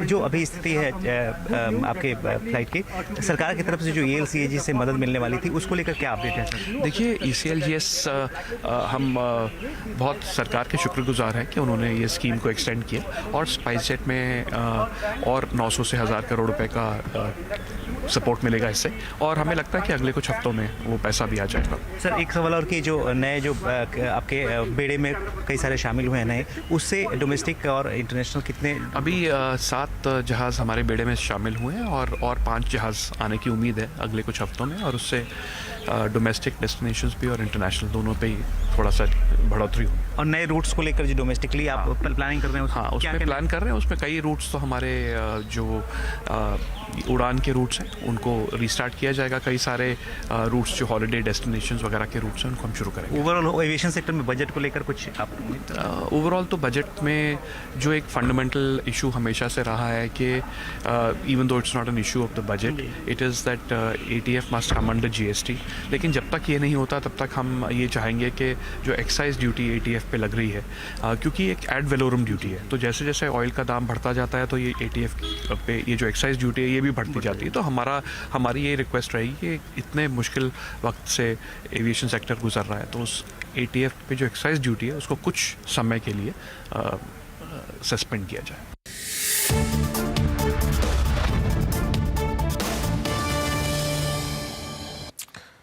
ओके, ये स्पाइस जेट मार्केट एकदम फ्लैट बंद हो रहा है, लेकिन जैसे कहते हैं don't let that fool you. एक निफ्टी ने काफ़ी स्विंग्स दिखाई हैं, 4-5 इंट्राडे में स्विंग्स, लेकिन मार्केट का ओवरऑल मैसेज बहुत क्लियर है। डिप्स और प्लंजेस पर बाय करिए और उसमें आपको एक अच्छा खासा मौका मिलेगा। अच्छा, देखिए मार्केट बंद कहाँ हो रही है? 18,404 पर निफ्टी पर, और बैंक निफ्टी में हम बंद हो रहे हैं 42,500 पर। तो सबसे ज़्यादा पुट राइटिंग जो हुई थी वो निफ्टी पर हुई थी 18,400 और 18,500 पर 18,400 की कॉल में करीब करीब 34 लाख शेयर जुड़े हैं और प्रीमियम है सिर्फ 57 रुपये, सिर्फ 57 रुपये का प्रीमियम। मुझे जो कई बार रिस्क लगता है ऑप्शन राइटर्स जो लिख कर जाते हैं ऑप्शन कि अगर आप कल की 18,400 की कॉल लिख कर जा रहे हैं 56 रुपये के प्रीमियम पर, कल अगर आधा % का भी गैप अप हुआ तो वो कॉल डबल हो जाएगी। सिर्फ आधा % का भी गैप अप हुआ तो कॉल डबल से ज़्यादा हो जाएगी। और अगर 1% का गैप अप हो गया बाई चांस, जिसको कि मैं रूल आउट नहीं करूँगा क्योंकि कल जो एक तरीके से यूएस मार्केट में ओवरनाइट लास्ट के 1 घंटे में डिक्लाइन आया, वो मेरे ख्याल से एक फेक डिक्लाइन था। मार्केट में अभी भी तेज़ी है और आज शायद एक आपको अच्छी खासी तेज़ी देखने को मिलेगी वहाँ पर। तो एक गैप अप की तैयारी हम कल शायद कर रहे हैं, जिस तरीके का मार्केट ने आज क्लोज दिखाया है 18,405 का। और बैंक निफ्टी तो बहुत ही स्ट्रांग और 42,500 के ऊपर, पहली बार हम 42,500 के ऊपर बंद हो रहे हैं बैंक निफ्टी में। तो ये क्लियरली मार्केट में लीडरशिप पॉकेट आपको इंटैक्ट कर रहा है। तो आज देखना होगा कि कल किस तरीके का गैप अप मिलता है। लेकिन वीरो के पास चलते हैं और एक बार जरा जो मार्केट ब्रेड्थ F&O में उससे उसको समझ लेते हैं कि वहाँ पर क्या पोजीशनिंग बन रही है। वीरो जी, और इनफैक्ट एक IRFC पे अपडेट है Anuj, it's at life high 2750 almost है 18,406। अगर आप इंट्राडे के स्विंग को देखें तो 18,440 यहाँ पे 1 2 3 स्ट्राइक थे और लोअर एजेस पे 3 स्ट्राइक थे। इसके पीछे जरा मार्केट ब्रेक देखें तो लॉन्ग्स का थोड़ा सा अभाव था और अगर आप लॉन्ग्स को देखें जहाँ पे है उसमें HAL और बैंक निफ्टी की पूरी फोर्स आज कहीं हद तक कोचक और HDFC बैंक के हाथ में थी। लेकिन जो कहते हैं मैं registered OI addition strong OI buildup वो सिर्फ कोटक महिंद्रा बैंक में था। बाकी हनीवेल, बलरामपुर चीनी एंड डिफेंस स्पेस में अगर आप देखें HAL और BL दोनों ने कंट्रीब्यूट किया। शॉर्ट कवरिंग कहाँ थी? कोल इंडिया में, हमारा जब बैटरीज में, एम्फेसिस मिड कैप IT में, AB फैशन में और PNB में। शॉर्ट कहाँ था? 94 शॉर्ट्स, दैट्स बिट हाई। और अगर आप इसमें लॉन्ग अनवाइंडिंग का आंकड़ा जोड़ दें तो लगभग ये क्वांटम चला जाता है 150 तक। अब इसमें कौन कौन खड़े हैं देखिए, अपोलो टायर्स, अर्निंग्स और आउटलुक दोनों, लेकिन दोनों ही सेशंस में स्टॉक 300 की ट्रैजेक्टरी को पार नहीं कर पाया। Huge shorting, Metropolis huge shorting, Aarti industries huge shorting, SAIL, Muthoot finance सब में शॉर्टिंग काफ़ी हुई है। और लॉन्ग अनवाइंडिंग है इंडेबल्स हाउसिंग फाइनेंस में, डेल्टा में, JSPL में, रेन इंडस्ट्रीज में और साथ ही साथ मैक्स फाइनेंशियल सर्विसेज में। तो यहाँ पे शॉर्टिंग का आंकड़ा थोड़ा सा अगर आप देखें भारी होता हुआ। खैर कल याद रखिएगा इट्स थर्सडे तो एक्सपायरी फैक्टर भी है। एक स्टॉक जिस पे चर्चा नहीं हुई, जिस पे बात करनी ज़रूरी है, वो थोड़ा सा रेस्ट मोड में है, लेकिन लास्ट के 20 मिनटों में उसने एक पुल बैक दिया है, दैट्स रिलायंस। मानस प्लीज़ एक चेक दीजिएगा रिलायंस पे। रिलायंस पे मैं बात इसलिए कर रहा हूँ क्योंकि रिलायंस ने आज पिछले मेरे ख्याल से इस सीरीज़ में इट वॉज सेकेंड टाइम आज जब इसने 10 डे में द शॉर्टेस्ट मूविंग एवरेज उसको टेस्ट किया है। रिलायंस पे आपका व्यू क्या है? अगर हमें 18,500 की ट्रैजेक्टरी को पार करना है तो हमें इसका योगदान तो चाहिए ही होगा। आपका व्यू इस स्टॉक पर? देखिए पिछले 4 हफ्ते में भी रिलायंस ने बहुत पार्टिसिपेट किया है निफ्टी की रैली में और मेरा समझना है कि शायद जो निफ्टी में हम एक छोटा कंसोलिडेशन देख रहे हैं उसका एक बहुत बड़ा जो रीजन है वो रिलायंस का कंसोलिडेशन है। तो इसी तरह मेरे हिसाब से नेक्स्ट मूव भी आपको देखने को मिलेगा। जब रिलायंस में ब्रेकआउट देखने को मिलेगा तो आपको निफ्टी में भी एक ब्रेकआउट देखने को मिलेगा और जो 18,600 या 700 की बात हम कर रहे हैं उसमें उस रैली में डेफिनेटली रिलायंस पार्टिसिपेट करेगा। मेरा समझना है कि रिलायंस में कंसोलिडेशन है, वीकनेस कहीं पर भी नहीं है, अपनी लॉन्ग पोजीशन में बने रही है और 20 डे मूविंग एवरेज जो कि 2550 है वहां पर स्टॉप लॉस रखिए। तो रिलायंस इंडस्ट्रीज में पोजीशन कैरी करने की सलाह यहाँ पर क्लियरली बनती हुई। आखिरी 1 मिनट और मार्केट के एक्शन पर नजर डालिएगा। 18,400 ये है फिलहाल निफ्टी का स्तर। 18,413 आज का डे हाई, तो उस पर वापस लौटता हुआ क्लियरली इंडेक्स 18,440 के ऊपर का day high, bag your pardon. Momentum लेकिन देखने को मिला और इन लेवल्स पर क्लोज होता हुआ फ्लैटिश क्लोज आपको दिखाई देगा निफ्टी पर, लेकिन निचले लेवल से एक अच्छी खासी रिकवरी देखने को मिली। निफ्टी बैंक में रिकवरी ज्यादा मजबूत, 126 अंकों की बढ़त यहाँ पर देखी गई है। IT काउंटर्स का एक अच्छा खासा योगदान जरूर रहा है। हीट मैप आप देखेंगे तो क्लियर कट इंडिकेशन आ जाएगा कि किन स्टॉक्स ने साथ दिया। वैसे आज एडवांस डिक्लाइन रेशियो एक बार फिर नेगेटिव टेरिटरी में, क्योंकि मिड कैप्स में दरअसल कुछ पोजीशंस गहरी तौर से अनवाइंड होती हुई दिखाई दे रही थी। वेरी क्विकली आपके लिए लेकर आते हैं हीट मैप, जहां पर क्लियरली दिखेगा कि किन स्टॉक्स ने मार्केट को आखिरी आधे घंटे में सपोर्ट किया है। तो कोटक आज का टॉप परफॉर्मर, इस पर 3 जानकारों ने ट्रेड भी दिया, तेजी का 3% ऊपर। इसके बाद HUL में एक अच्छी खासी रिकवरी देखने को मिली, नियरली 1% तक के गेंस देखने को मिले हैं। कोल इंडिया में एक पुल बैक, HDFC बैंक और HDFC में हमने देखा एक अच्छी खासी तेजी आज के दिन, और भारतीय रिटेल की तरफ से भी मजबूती का ही ट्रेड। टेक्नोलॉजी में इन्फोसिस जैसे काउंटर्स, HCL टेक, विप्रो जैसे काउंटर्स और TCS में हमने देखा आधे % के गेंस देखे गए। क्या नहीं चला या फिर कहां पर दबाव देखने को मिला? अपोलो हॉस्पिटल, हिंडाल्को और अदानी ग्रुप की दोनों कंपनियां, हालांकि अदानी एंटरप्राइजेज में थोड़ी सी रिकवरी आई है लास्ट 5 मिनट्स में, लेकिन 2% नीचे ये काउंटर और पोर्ट में 2.5% तक की गिरावट देखने को मिली। और बजाज फाइनेंस, फिनसर्व में भी हमने देखा है पोजीशंस मंदी की तरफ ही बैठती हुई दिखाई दी। आज ऑटो कंपनियों का ज्यादा साथ नहीं था ट्रेड में तेजी की तरफ। तो 18,403 पर आज हम इंडेक्स को छोड़ जा रहे हैं। ये आप कह सकते हैं वॉलेटिलिटी के बीच एक पॉजिटिव क्लोज ही माना जाएगा। और यहाँ पर आप देखेंगे निफ्टी बैंक में भी करीब 111 अंकों तक की बढ़त बनती हुई दिखाई दी है। यहाँ पर भी करीब 42,483 तक के लेवल्स देखे गए हैं। तो ये है आज की चाल, जहाँ पर काफी वाइल्ड स्विंग नीचे की तरफ देखने को मिला, लेकिन 3 o'clock वाला फैक्टर मार्केट के फेवर में ही आता हुआ संभाल लिया बुल्स ने वीरू। बुल्स ने संभाल लिया 18,400 पे क्लोजिंग। और बैंक निफ्टी आपकी स्क्रीन पर अब देखें, आज इंट्राडे में प्लस क्लोजिंग बेसिस पे ये इसका नया शिखर। इसकी शुभकामनाएं आपको भी, मुझको भी, हर्षता को भी। Bank Nifty eight all time high. Contribution Nifty IT का अच्छा था और निफ्टी आईटी 71 अंकों पर ये समझ लीजिए जनाब कि 3rd कंसेक्यूटिव सेशन पोस्ट अप्रैल 2022 से अपने 200 डे एक्सपोनेंशियल एवरेज के ऊपर क्लोज हुआ। Let's hope for the best for tomorrow as well. कल गुरुवार यानी एक्सपायरी डे, और कैसे खेलना है उस सेशन को कल सुबह मॉर्निंग कॉल में CNBC आवाज की टीम हर्षता, आशीष, अनुज और नीरज जी और मैं उपस्थित होंगे। तब तक के लिए नमस्कार।